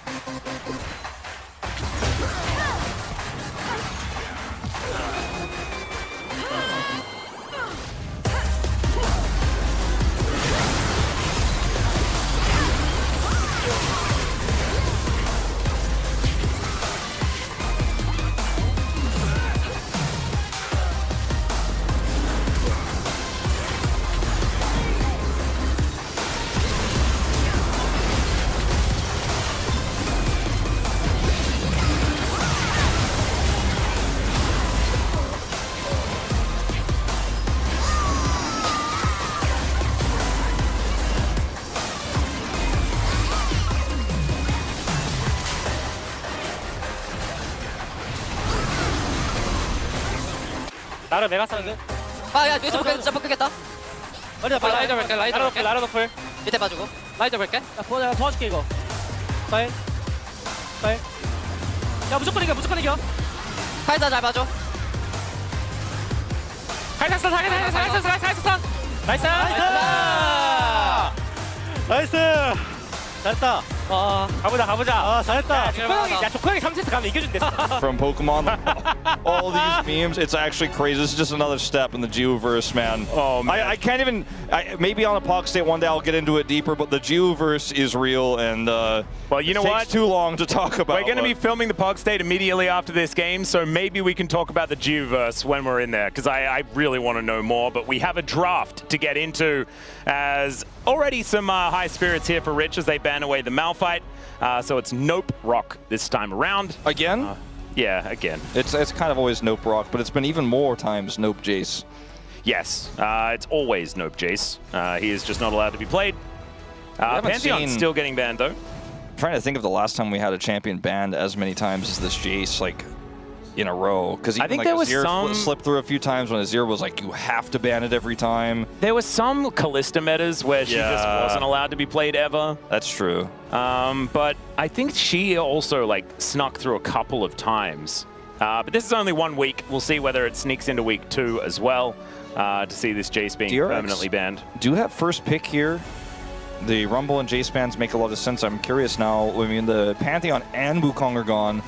I've got so many of these bruiser junglers gone as well. Jarvan stocks are through the roof. I think you kind of just have to ban it here. Vi as well, another big one. Ooh, maybe trade, ban the Akali and look for the trade. I kind of feel with the champion pool of UCal, maybe you go for the Vi here. I wouldn't mind it. And that is what they're looking at. They will lock that one away. Willer pretty good at this champion. In fact, I think it was the beginning of the Vi meta that he started to rise to prominence on HLE all those years ago. I believe that was 2021. The Akali ban is pretty interesting because the Azir is already gone. The Sylas is fearlessly banned as well. And it feels like a throwaway ban to trade junglers for the Jarvan, but why Akali? Now, let's see if Faker has an answer for us here, specifically in this. As Doran already terrorized on the pick earlier this week, and it could have been a pick he pulled off in the top lane once again. Yeah. This is the big question. What does Faker want to play? The answer is Aurora, potentially. Also a flex. Yep, theoretically could go towards Doran, but they will lock that one away now. Does make some sense with the Akali ban. Kali, a champion that can deal with Aurora, especially post 6. But let's see what UCAL has in response to this one. There's so many picks. Like Ahri works here. And it works very well into the Jarvan as well because you have the escape. You're not worried about that ultimate. Yeah, it is Ahri Vi. It's a pretty powerful combo. Or just go for big bursty Lucian. All right. Well, Lucian Braum, just snap lock in. I mean, Keria does not have Nico, does not have Bard. And if he wants to try to play Karma into this, he has to pick it now, which he doesn't want to and probably will not be playing in this game. And you can't just pick the Karma now because then Ezreal gets banned away. The Karma lanes that you want to play are just unavailable. It's really tough. So I think maybe just pick a top laner and try and round out your top side of the map in the way that you want to and then protect it could be the way to go. And that is what they're looking for here. But this also reveals the Aurora Flex. So it wasn't a great situation here for T1 in terms of keeping the draft a mystery. See what this bottom lane is going to look like. We already saw the Milio tech, right, from Keria. I'm sure he's got a few other surprises for us. Won't be playing it with Lucian this time around since that has already been locked away. These bans may give us a little bit of a hint, but again, for T1, you kind of don't want any hints to be given over here. So, like, this whole draft for T1, you could tell, like, almost every pick has gone down to the last seconds because this first pick Vi into the Lucian has thrown them for a bit of a loop here. Well, Cassante, surprised by that, considering how decent Gwen usually does in the matchup. Ooh, Xayah. I think it's a cute ban. I would have liked Rakan to be banned away instead, just because Keria, I feel like, is the most dangerous on that champion. But just wanting to avoid giving them any safety into the cease and desist out of the Vi. I wonder if there's any, like, steam in a Kalista Renata lane here for FaZe and Keria. Might be one of the lanes that you could try to go toe-to-toe with and works well into the Vi. Bailout could be quite strong in this comp as well. Yep. Could it be getting rid of the Karma? I imagine that could be a decent option here. I feel like that's one of the safest bets here. Zeri is the only other scaling pick that's really left for this best of 3 in this meta. They can just go Ezreal Karma here, but your engage is so weak. I like the Kalista Renata angle more, and I think that's where we're headed. I like that. FaZe thinking about locking this one away, and there's going to be no way for them to pick away a Renata, right? You're not exactly going to be playing top lane Braum ever. So Renata going to be locked in. I mean, pick your poison. It's either of those. I mean, this is like Keria and FaZe being like, we didn't really get a lot of value out of this second pick that we locked in. We chose this, and it's not really going to pass. Like, we revealed our mystery early with the Gwen lock, and now we're kind of just face up on this one. And for the side of DRX, now that they know what it is, we'll see what their answer is going to be. The Gragas can be great in these scenarios because he's not necessarily dive at all. Can do well into the Gwen and like can engage from such a far away to disrupt the Kalista because she's so low range. Actually, kind of a unique pick here, but it makes a lot of sense. Yeah, it's a cute one. And then we just go Ahri from here. Ooh, Syndra, I'm not as sold on. I feel like it's very risky. I do like the amount of damage that they have available, though. And so it does mean that if FaZe starts hopping mad, then perhaps there's just a million orbs that are going to be thrown into his face, and you can't really do too much to hop away from it. The Renata comes in very obviously. Yeah, I want to say Kalista, or sorry, not Kalista, the Syndra is 0-2 so far here at the LCK Cup. We saw it almost win, I believe it was even yesterday. That was at Romer that played it. It's been a pick that wins you lane oftentimes, and perhaps that's part of why UCAL picks it up here into this Aurora. But if you fall behind with this comp here for DRX, like, say goodbye to the game. It's just not going to happen. You have some conditional engage with Vi. Like, yeah, that's why I like the Ahri more, because you have Vi Ahri as a setup, and then Braum can follow up. You have the Gragas, again, somewhat situational engage. Whereas on the side of T1, they have disengage, they have burst damage, they have sustained damage, and like they have so many different ways to disrupt how you're going to fight that if you fall behind, I think it is just not going to be playable. Yeah. I think it's a creative composition. I do think that looking at it more, Syndra into Jarvan just feels kind of terrible, because how the heck do you get out of a Cataclysm? But maybe, just with the extra lane power, they can utilize that to make something happen. And they have a lot of power on the bottom side of the map, so playing through that could be their avenue to success. But, I mean, it's Kalista Renata, so who am I kidding? Could just be that T1 run away with it on their side as well.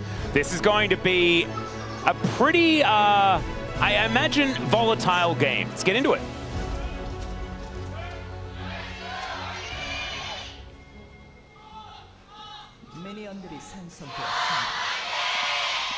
All right, here we are, ladies and gentlemen. Willa rocking the Team Rocket Grunt Vi skin. I love that.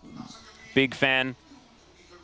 And Rich just going to wander towards Faker. He's cheating. Yeah, this is supposed to be a 1v1. Yeah. Get out. And now So a little bit of a walk here for Gragas to get back towards the top side. Thankfully, he's a limber, larger gentleman. I mean, he's built up his leg strength. True. Yeah, pretty powerful. All right, who wins this lane? I think it's... I think it is about who connects the skill shots. And I think the Renata has the edge here. As Braum is trying, but needs to get a few more autos in. That's what you're looking for. They got the heal out of Keria. Yeah, double tap. Now, not a lot of heal value onto Paze, as he was already at full health. So there you go. Ooh, Winter's Bite going to miss onto Paze, though. And Keria just happily drinking a potion. Feel a whole bunch better. Looks like this wave going to get shoved in towards this turret pretty comfortably, and T1 with control for the minute. All of the cocoa potions have whipped cream and cinnamon, it looks like. Yeah, they do. That's a bit too much for me. I just like the cocoa. I need all that. You're not a fan of just adding a bit extra onto the top? I always tell them to take the whipped cream out if I ever order hot cocoa. Because in Korea, it's like by default, has to have whipped cream in it. Yeah. I just want the chocolate, you know, warm winter drink. I kind of don't mind a little bit of the whipped cream. Just like, I feel like there's way too much. Yeah, no, it's like, I was actually meeting up with Tasteless a few days ago, and he ordered one, and it was like so much whipped cream. He was like, I just don't know if I can drink this. And I was like, oh, you got to always tell him, man. Well, sometimes if there's too much whipped cream, you're not drinking it, you're eating it. Yeah. So just get a spoon, you know, deal with it that way. The Syndra is dealing with the Aurora quite well. Speaking of dealing with things, this is what you're supposed to do in the lane, and part of why UCal picked this. And like pro Syndra is, you basically don't miss orbs and you win the lane. And UCal missed the last one because Faker avoided it. But otherwise, looks like he's been hitting quite a few of those. We're starting the coach comms early. Or no, we're not. Yes, we are. It just took a minute for that to go away. Yep. He was like, UCal, don't miss those, and then he turned it off promptly. And DRX make sure that they use all three of their coach comms every single time. That is just the way of things. And so having a bit of a chat to DRX and how they're going to be able to navigate this lane. You can see that was an early back from Jiu. Decided to pick up a longsword because he was getting zoned out of lane. But that does mean that he's extraordinarily far behind. Oh, yeah. This is a little bit cheeky. Cute little ward there, spots owner on the invade. It looks like maybe the coach comms shot called Willard to wrap around and look for a gank on Doran. Yeah, as he's going to be making his way in. Rich looking a little worse for wear as double flashes are going to come on through. Vault Breaker is going to be the result as Doran goes into the mist and will now, without flash, just look to go back home. They stay, actually, up on the top side. Kind of a scary situation here for Rich. And maybe we'll see a back interrupt there. They have vision, so they know that Vi isn't there, so just kind of an awkward spot now. As Andil is in an awkwarder spot. Yeah, don't know about that one. We'll be able to stand beside Jiu to get himself out of here, but he's down to about 150 as Keria looking for a few of these autos. Jiu answering back here momentarily. And Andil still had his heal, which is, I think, why T1 didn't go overly aggressive. And UCal is running out of blue stuff that is hitting Faker with a lot of abilities. As that's a great handshake back onto Jiu. Oh my goodness, Paze almost just kills him. And that is going to be another reset necessary here for this Lucian. Can Keria get the backstop here? Like, it'd actually almost be worth a flash, but he doesn't go for it. All right, this is kind of falling apart for DRX in this early laning phase. Oh, but Rich is going to get the charged up Q. Hey, there you go. Never mind, it's Gwen. Oh, but for a longer cooldown? Gwen? You know, Rich, Gwen was he's immune. bringing it back. Yeah, but, I mean, when can it be immune again? Hey, that's true. 3 points in Q for Rich here. He's ready to do it again. Let's see. Doran, do you have it? He doesn't have it. All right, let's have a listen to the coach voice here. Yep, just making sure that Willa knows exactly where he needs to go and sending him possibly towards his top side. We'll see whether that is going to be what Willa is going to be doing here. Joker really making sure that the coach voice works out, as DRX even posted it onto X about like the voice of victory, utilizing their coach voice over and over again. The team that really has made the most of it. Yeah, I mean, I think it's wise. I feel like they prepped this, you know, and every other team, not every other team, but a lot of other teams are just simply not utilizing it, which is fair because every team has their own style. But when you have this added benefit, if you prep it well and you don't overdo it, like KT did in the very first coach voice, yeah, it's kind of like, well, I mean, why aren't you using it? It's a tool. As the second one is being employed as we speak. But early on, the coach voice is in the deciding game here, but perhaps could be game-changing. It might be once again directing a gank of Willer onto Faker. I doubt it, though, because I don't think it's really a great gank option, but he was trying to get some additional vision off of the prio. Gets a control ward here to try and spot out where Owner is going. I believe not spotted as he moves towards the top side, but pings out here for Willa, and we'll be able to see when this red buff is going to spawn. If he gets the red buff and gets level 6, there's definitely a play they can make with the mid prio. And Owner doing this Krug camp means that it's going to be a pretty thin margin. I think Willa's got this. I think so too. He's got his smite. Oh, it's going to be close. Got it. Picks it up, and Vault Breaker gets him out of the Cataclysm as well. Now Doran looking to try and close this one in. There is, oh no! Delivers him over the cease and desist, comes down. They're looking to try and kill Doran, and they do manage to take him out. First blood over to Willa, as now Owner desperately trying to pick it up, and he will be able to at least get rid of the enemy jungler, as body slam avoided with a swift flash from Owner. And between worlds goes Faker to get out of the way of UCal. All in the bottom lane, potentially. Yeah, another one here, as Gio taking so much damage here. The handshakes are just so good here from Carrier. Hasn't really dropped a trick when it comes to his ability to play the Renata. UCal, very wise, comes up here, spots out Owner, sees the crab being taken, but doesn't want to push his advantage into Faker any further. Faker stayed, even though the ult was available. Yep. Looking for a red buff invade, giving Willa all of that information. And this is the time to assert pressure on top lane and push mid and go top, and we can deny farm and things like this. You know what? Like, watching this, I'm like, I think Joker's going to have a job next year no matter what. Because he's showcasing that he knows exactly what's going on. He only has DRX's vision, but he's able to set up plays like this. Now, this is kind of funny. Puts Doran into the Vi, but like, or into the Jarvan, and it pushes him into melee range, is really what I'm trying to say. And that means that the Mist isn't really going to do a whole lot, so it doesn't matter too much. Flash from Owner gets him away to trade of kills. And all of that coach calming led up to an attempt there to get a huge lead in the top lane. Still, unfortunately, though, Rich behind on farm. Yeah, behind on gold a little bit as well, as Scat of the Week does connect onto Faker. UCal not exactly getting the most damage down there. Looking for that first plate where he can find it, but not quite going to be able to get there either, as both of our mid laners do have their Sork shoes now complete. So, nice TP. That is a teleport that will be interrupted and punished, and maybe that was baiting UCal in the whole time. Man, remember that Faker? What does it mean? Remember that Faker TP on Orianna last year where we were like, wow, it's the shortest TP ever, but Faker really is the GOAT. This was like just another version of that, surely. I mean, he is the best at short teleports, I guess. He got the scatter out with the bait. And now, T1 looking for an angle here. Handshake onto Willa is going to miss. The Fate's Call also kind of goes wide here, as now Pei's in a bit of trouble, but Faker makes his way over. Cease and Desist comes in. The bailout is successful, but it's Gio that takes him down in the end. And Andil, not long for the world. That is Faker collecting that kill. It's a double for the GOAT.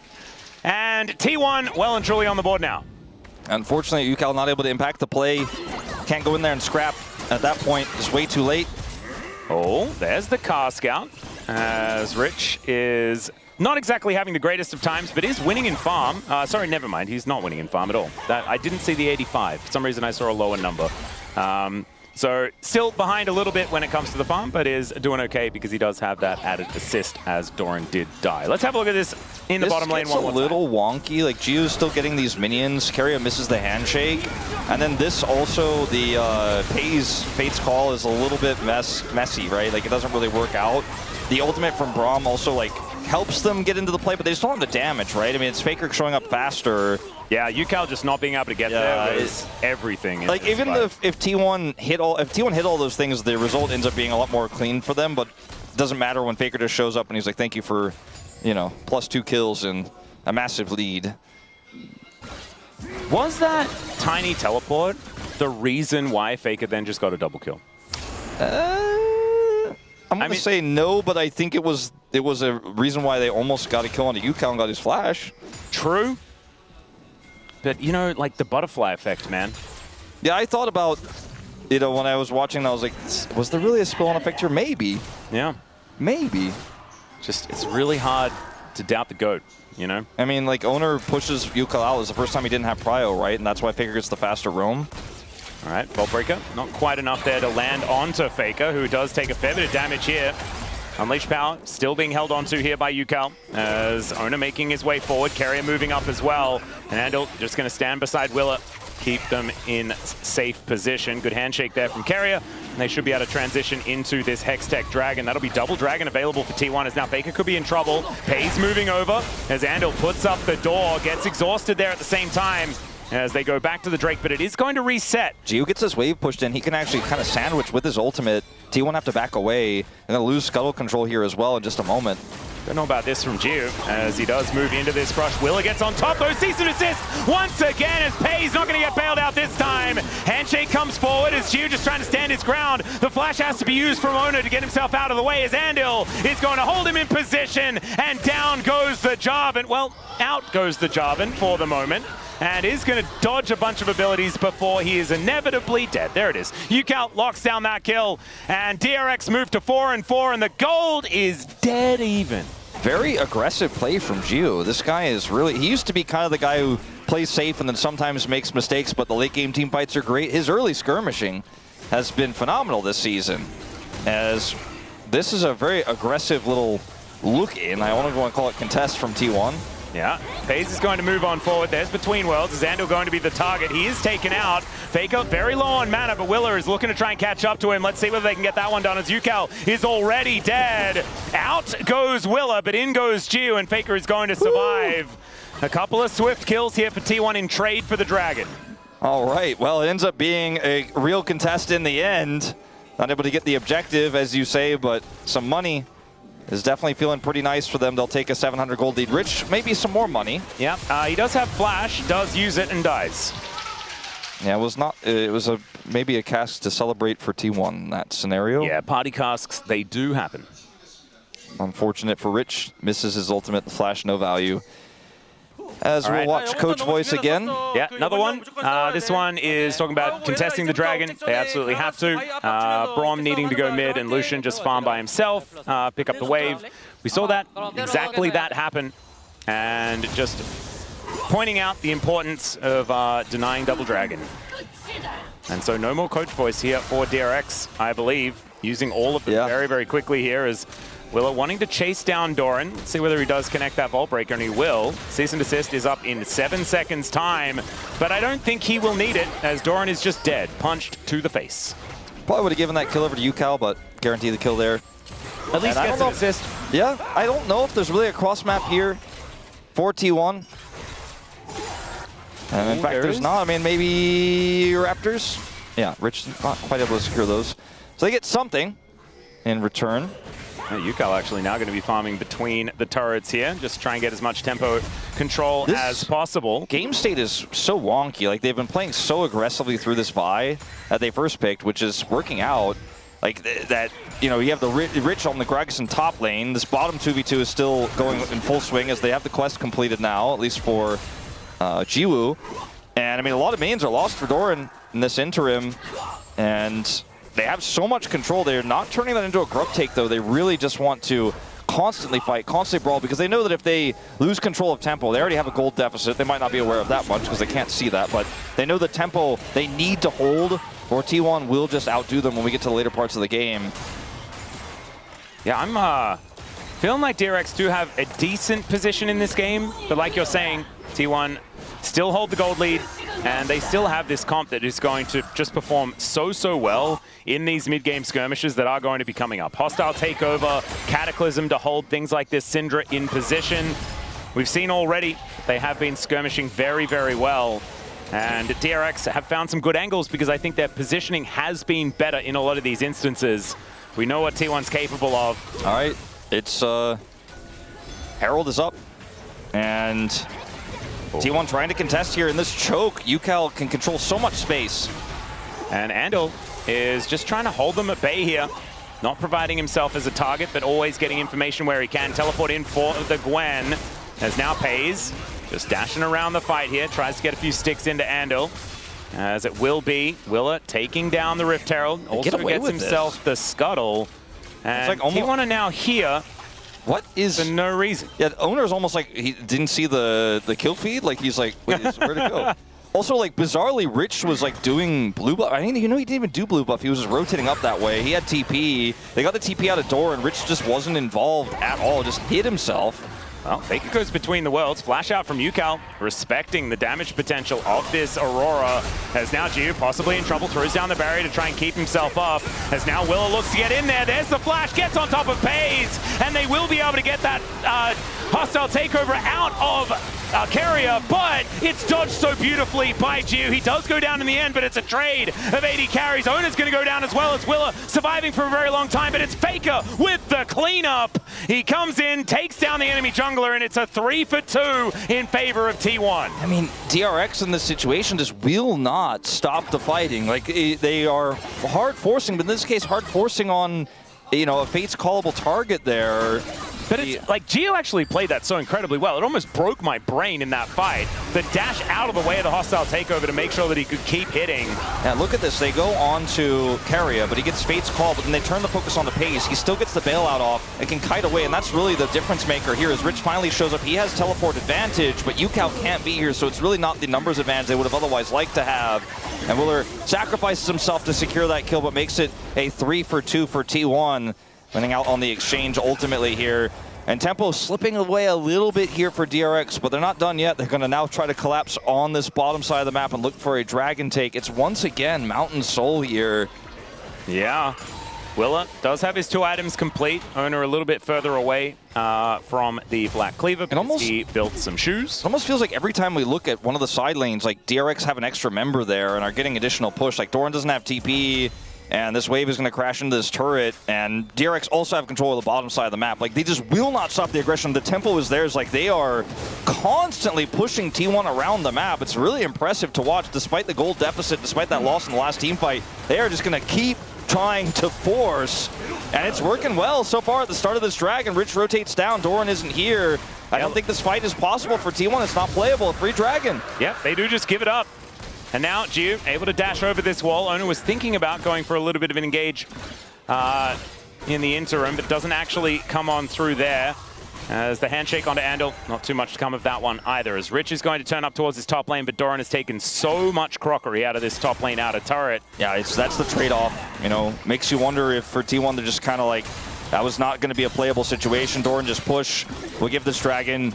We'll fight for dragons later. Our comp is starting to really gain some steam here. This 4-kill Aurora. Looking for UCal. Yeah. Between worlds goes Faker and dead UCal in an instant. Willow was thinking about trying to back him up, but he was, yeah, he was already on the floor. It's really starting to feel like DRX might not be able to right the ship. And they ended up getting the dragon there, playing through that aggression, but they lost so much gold now. Bottom lane, top side, as you already mentioned, Doran has pretty much put this turret in the bin. Just a few more waves will do it, especially if he gets any jungle attention up there. Yeah. Empowered recall. There is still a Rift Herald to be used here for Willa to try and get a bit of money back, but it's 1,000 gold, the extension of the gold advantage here for T1. And they know... Look at this, the burst damage is insane from Faker. He's 5-0. Exactly, he was 4 kills at this point. Obviously has his tier 3 boots because he has his quest completed. He just has so much burst. They know that even if Willer ults, that they're pretty safe to do this. They also had Faker's flash. And it's really just a zero risk play on that one. Well, T1 now continuing to push here now in the mid lane. Some crystalline overgrowth coming on through on both sides. If they get any spare time with this turret, I think a little dangerous as the culling is going to come on through here. Carrier taking a lot of damage. Does have to flash. That's a big win, and I think they can just drop this and take this mid turret now. Yeah, should be able to. There is the Rift Herald going down, so that is going to be Shelly charging in. Pays is going to turn up yet again as the crystalline overgrowth does go down. And DRX move forward. They should be able to take down this outer turret. Okay, there's a Cataclysm from Ona. Geo still inside at hostile takeover, and they're just fighting each other. As Geo survives for such a long time, it is Faker going down first. Yukao collects that kill. Still has his little shield available, but it is 2 on the floor on the DRX side, and T1, they successfully avenge their turret. I mean, Willer with the ult there, I thought perhaps the T1 were playing a bit too aggressively around this, but with no Geo here, no Willer, they're going to actually try to just send it on this Baron, and I think positioning is going to be everything. That's a bit crazy, as in goes Doran looking for the angle here. Yukao, as soon as someone's in melee range, there's just not a whole lot he can do. And T1, they stayed on this Baron. It's down to 50%. Ando looking to make his way in. Rich just being frustrating here as they show Doran the door. He gets onto this Baron one more time. It's down to 3,000. 6 seconds on Rich's ult, but he doesn't have it. Yep, the barrel comes in, and that is going to be Pays locking down this Baron. T1 and 20-minute Barons, ladies and gentlemen. It's pretty impressive. And now Geo looking to try and take down Pays. That is Carrier also falling. And Rich, and the TP. He's teleporting. He wants to try and find this angle. Doesn't have the ulti, but he does have barrels, and he takes down Pays. Doran now underneath his turret is having to deal with this very large Gragas. Owner is there to defend, and I don't know whether it's quite going to be enough because DRX are closing in. There's Willa. Down goes the Gwen. The Gragas is going to be sacrificed, though, and Faker turns up. And this is just a bloodbath. It's a mess on both sides. I mean, still, ultimately, T1 walk away with the prize. They get the Baron. They get multiple kills there on the exit, even though it looked like DRX was maybe going to be able to get the full wipe. They get the teleport out of Rich as well. It was such an incredibly close fight. Like, if Rich's ultimate is 5 seconds faster, I don't think T1 can really do that, Baron. It all starts off back at this play here where they get the mid turret. And then things get a little bit dicey, right? Owner looks for the Cataclysm here. Watch what happens to Faker as he goes between worlds. Gets vi-ulted. Instantly, Rich falls up, and the turn charge Q from Willer is like clockwork. He does ultimately die in the exchange, but gets the shutdown there onto Faker. And T1 turn over to this Baron. Rich wants to do as much damage as possible. Look at Carrier's positioning. He's playing it slow, as we might have something happening in live. Here just looks like a siege up on the mid turret. This fight gets super broken up, and then you have the late TP from Rich to try to stop them from getting out. And all the while, this Lucian is running over as fast as he can, but he just doesn't have any way to gap close, right? He doesn't have any way to get here faster. He doesn't have Hex Gates, doesn't have teleport. And then this teleport here from Faker as well looks like, okay, they've sealed the deal, but enough time is bought. Geo finally shows back up here. Rich flashes in, then goes for the TP to cut them off, and just barely through some heroics from Jarvan and this Aurora, Owner and Faker save them. And in the meantime, we have even more stuff happening. Owner goes in, Willa down very, very low, but he has now a door to try and keep him safe. The culling is just going to split off this fight as the Fate's Call does go down, but Carrier not actually going to utilize it. There is a soul point on the table here for DRX, but T1 have started off this Dragon, and Ando looking a little worse for wear. Some big buttons on cooldown on both sides, but it's Willa being so low that means that it's just impossible. I mean, DRX, it feels truly they've reached their expiration date with this composition, and yet they just keep trying to find these angles, and sometimes they nearly do. They make it so close. They make it so competitive. This Baron, relatively low on the power play here. 20 seconds left on it. It's only at 400. But the fights they keep taking, these scrappy ones with the aggressive scatters, the vi-ults, the crazy Gragas casts from Rich, it gets tougher and tougher as these resistances start to come through on any Mountain Drake picked up, as these items start to come through on these fed carries. I mean, this Gwen is so big, almost too big to fail already. Looking for the ult now, and Owner's there. They're going to have to just send it mid, I think. Yep, DRX looking to try and go for a bit of a cross match because they know that Rich is just very, very dead. Doesn't have the cast, doesn't have a chance, and he is going to be taken out. Looks like no real angle here, though, for DRX to try and make any cross-map play, as it's just going to be Willa taking away the enemy red buff, and that will be given over to Geo as well. Yukal just goes to the top lane to clear that one out. They're going to then push this Gwen, Doran into the bottom turret, see if he can get some plates, but Geo's coming over to answer, and we kind of reset here. Teleport is up here for Rich, so he can get anywhere he wants in 20 seconds time. And teleport going to be used here for Yukal to try and defend this outer turret, but I mean, there's 4 people here. I don't know about this one, as Yukal just put immediately into the Cataclysm after the flash. He is able to throw down a bunch of damage, but Pays is able to shrug it off, and it's a double kill for Doran. It wasn't the right call to look for the TP defend of the turret. They didn't have the tools. If they had a Gragas there, who's going to spawn now, I think that would have been a realistic option. He's got Body Slam, he's got the cast, he can peel. They They thought the Braum would be enough. It absolutely was not. And as a result, it's a dead Syndra and a second turret to fall in the mid lane. And there is no defending this one. T1 pulling ahead massively now. 5.5k the advantage.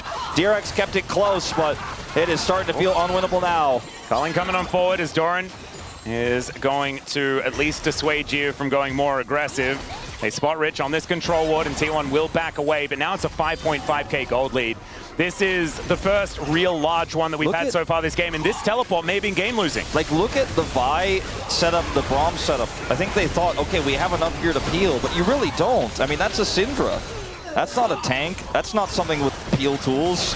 It's a teleport in to defend. Rich needed a little bit more time, and it just kind of teleports to his death. Now he doesn't have TP, and now they're missing 2 turrets. Like you said, that turns into a 5,000 plus gold lead here for T1. Faker almost has his death cap.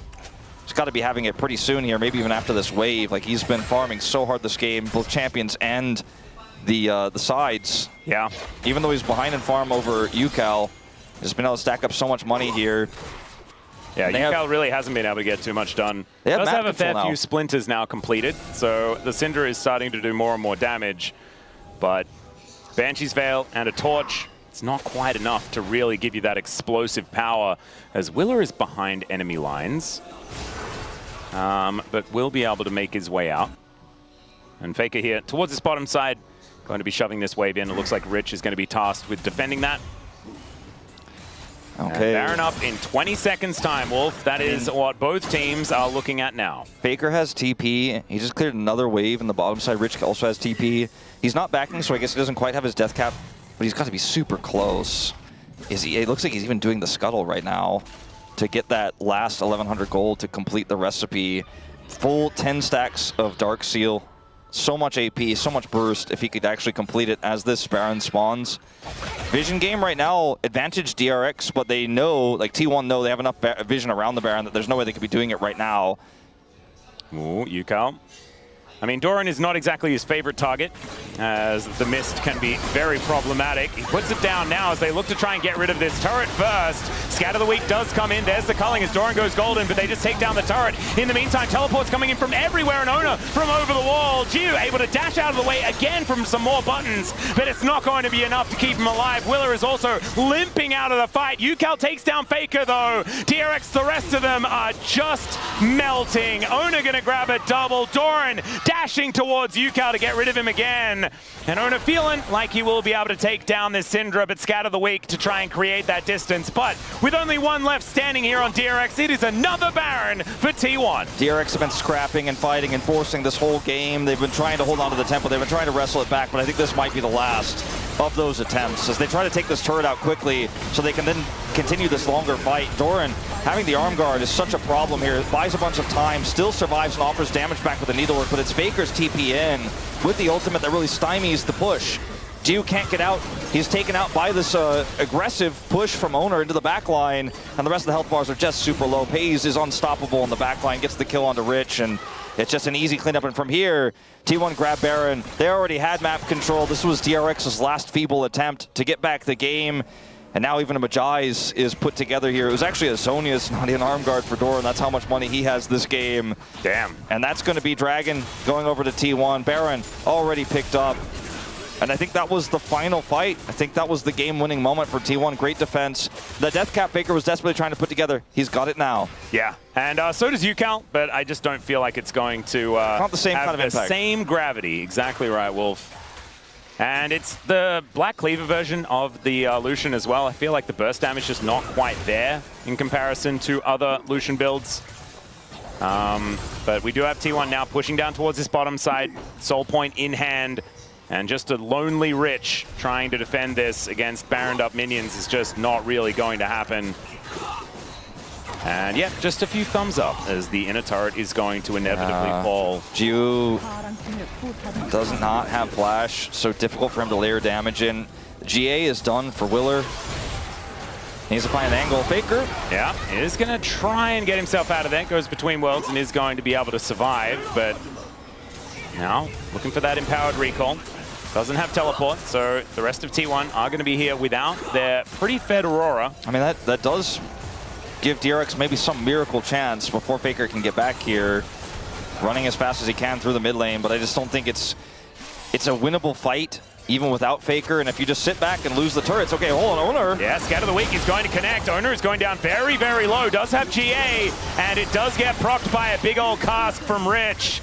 But still, I think Owner might be okay with that because Faker's back now and they still have a minute left of Baron. They can now siege the base freely, and with no cast to deal with, it's pretty safe. Yeah, exactly right. And they should be able to now get rid of this inhibitor turret. The rest of them had to go back to the fountain because they were looking worse for wear after that fight.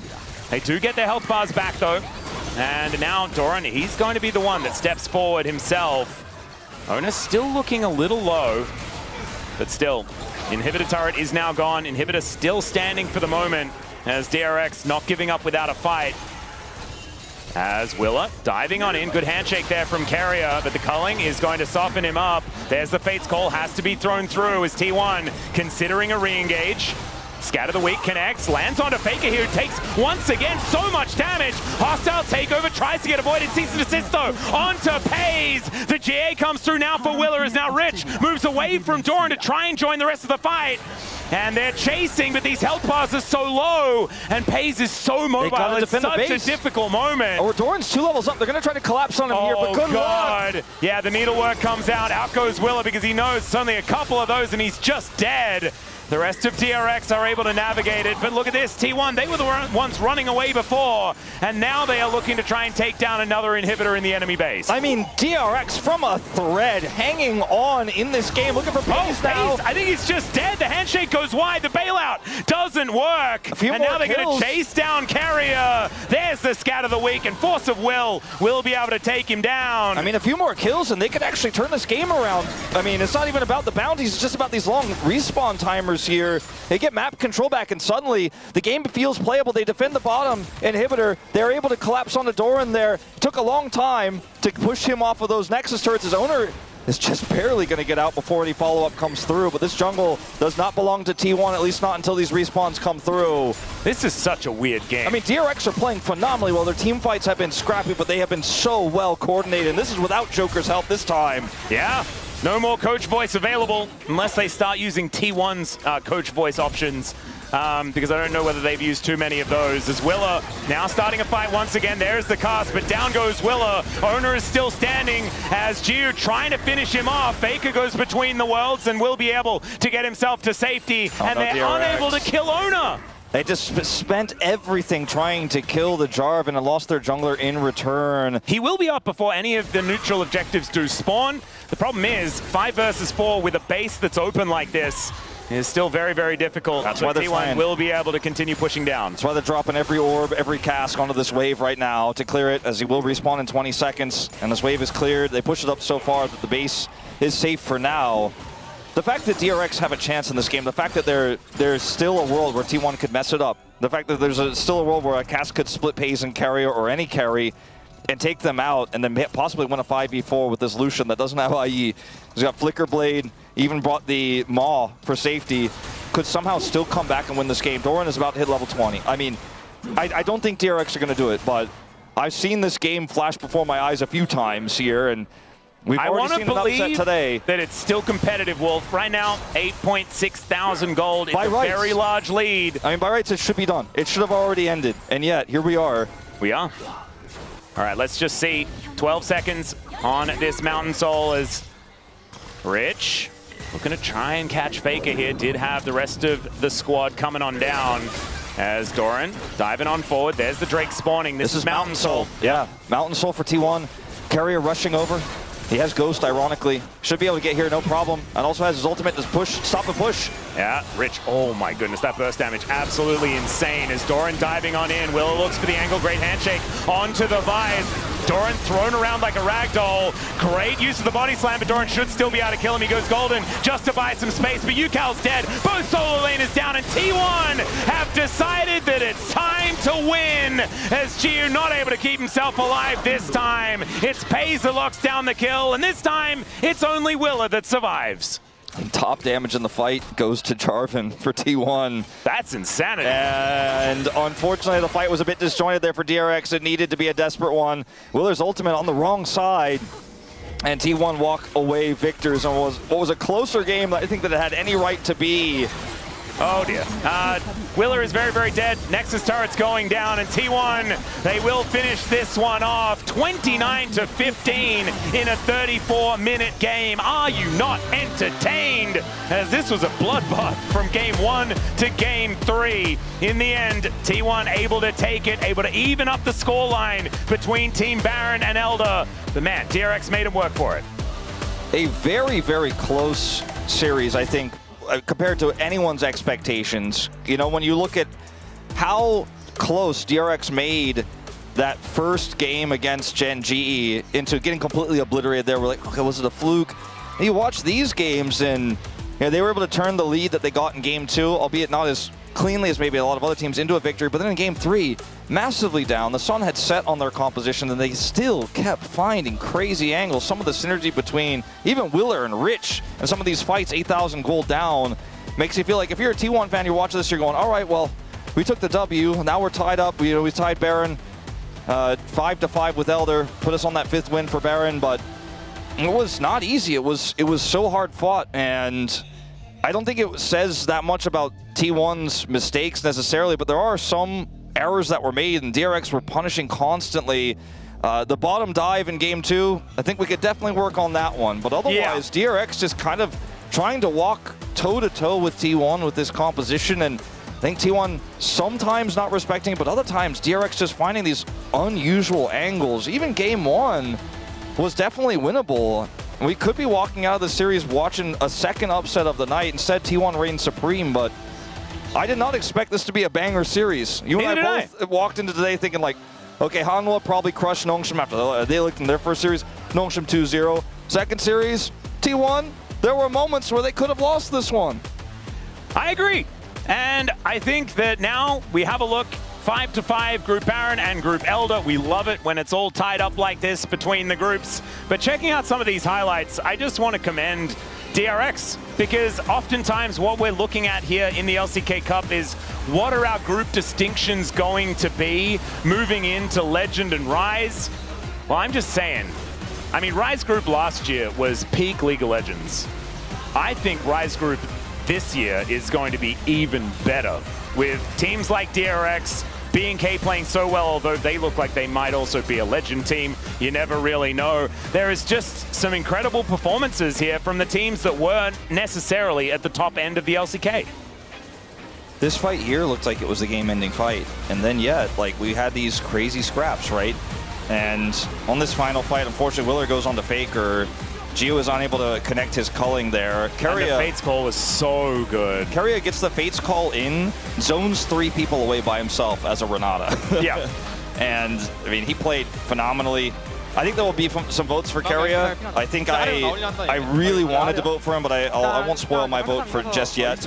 For me, it's the day of top laners. I think it just has to go to Doran, who even in the game that they lost was playing so incredibly well. His Gwen in this game, absolutely fantastic, and he has just been the most consistent in my feeling for today's matches. But I don't have a vote, so don't worry about it. If you disagree with me, it's fine. My opinion's irrelevant. Doran was so huge this game. Yeah, that's a lot of damage. Okay, boom boom damage vote from Atlas right here. That's one that I was going for. My gosh, yeah, he was hitting a Gragas for a lot of that game. Gragas, a lot of sustain, a lot of an ability to take hits like that. But let's have a look at who does pick up the POM for this one. Honestly, could be Owner as well, who's had a great performance today. But it's just really, I think the real POMs are all of us that went on this beautiful journey between DRX and T1 today, because there was just so much action. This was such an incredible series. And Doran, he's the one that picks it up. And there is a gigantic scream from the crowd as well as it happens. Yeah, I mean, the thing about Doran is he, in the loss, was by far the most impactful player. Yeah. Win in game 3 was absolutely bonkers. And then the Zahin in game 1, he took control of the team fights that they won, right? It was a big part of how they got back in and solidified their victory there. I think it's a pretty solid vote, you know? Yeah. Those who did. Absolutely amazingly performed by Doran. and we will have him alongside for an interview pretty soon. But man, that DRX wraps up the week, Wolf. DRX end the week 0-2 -3, but yet might be the most interesting team, the most difficult to predict and the most difficult to place team. But they also had the most difficult week out of any other team. So what happens when they play against, let's say, Nongshim, DN Supers, and Bro? I don't know their exact schedule next week, but it'll be 2 of those.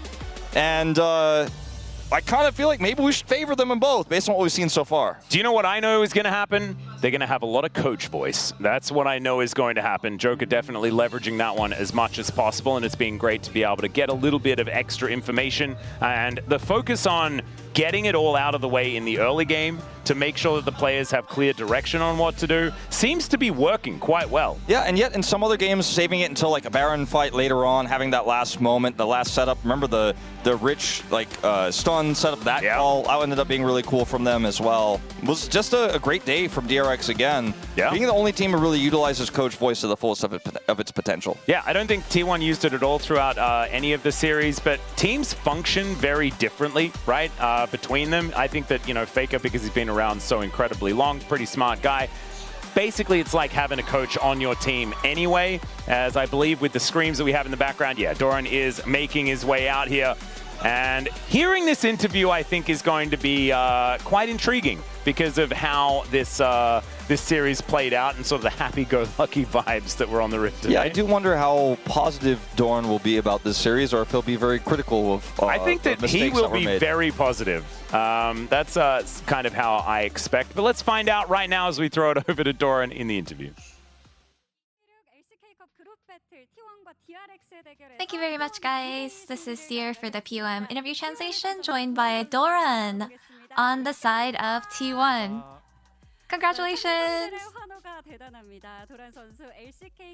Wow, the fans are going crazy for you. 2 back-to-back LCK Cup wins. And you evened out the score between Baron and Elder Group at 5-5. How do you feel? You know, just giving Baron Group a little bit of the push that they needed feels great, and also getting POM today. And seeing all the fans with the fan sign that says Doran makes me feel amazing. You know, it was a 3-game series where DRX fought back extremely hard, so what gave you the most trouble? I feel like DRX actually knows how to create that variable to come back from being behind. So I think we just tried to go around that and play around it and had a lot of fun today, to be honest. And talking about Game 1, we saw a classic comp from you guys with a side of Zahen. It looks like both sides had high value comps, so what was the key in terms of the team comp? We played Nocturne, and it was sort of like the Wombo combo comp. And with the Zahen, I feel like it actually left a lot to be desired. What was disappointing? I'm not that disappointed. I'm just a little bit disappointed. I think I just have to go back and review and watch it again. It looks like you made great use of Zahen's strength, especially in the late game. So compared to practice, did it feel different playing him on stage? I was really good at proccing my Resurrect in practice, but because the enemy team, they're all really good players, there's really not a really good angle to find that Resurrect, like to proc that passive. We're looking forward to an even stronger Zahen plays from you. And we also want to ask about Gwen. Before seeing the top's pick, your top enemy's pick, you blind picked Gwen with confidence, and you were in great form. And earlier, we actually heard Kingan say that she's still very good, so how would you rate her? Gwen currently, I don't think she is OP as far as you would actually pick her as the first pick in game 1, but you know, you definitely want to see her throughout the series. And I think she's very helpful in terms of building your comp.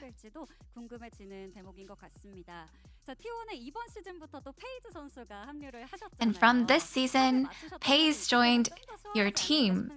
And you've played with them before, so it must be a smoother process for you. How are you guys clicking? You know, I've played with Paige 2 to 3 years ago in the same team. I feel like he has grown as a player. He's actually a lot better and doing really well, so I don't think there's any difficulty meshing and blending in. And this is your second year with T1, so what's something that you want to improve more this year? In terms of last year, I feel like there are a lot of moments where it felt like a big bummer whenever I lost a match. But I want to make sure that I take accountability and make sure I'm prepared, well prepared enough to continue winning from now on. And you are concluding week 1 with 2 wins. Your next opponent is KT. Any predictions? You know, KT, we faced them in the World's Finals. I believe that they're a very good team. You know, we have to do our best to prepare and face them on stage. And any word for all the fans, you know, with the fan signs that are cheering for you? You know, a lot of you guys always come here to support us. I hope that you guys have a safe way back home. Thank you so much for all the support. Thank you. And that's the end of the interview with Doran, and back to the space. Thank you.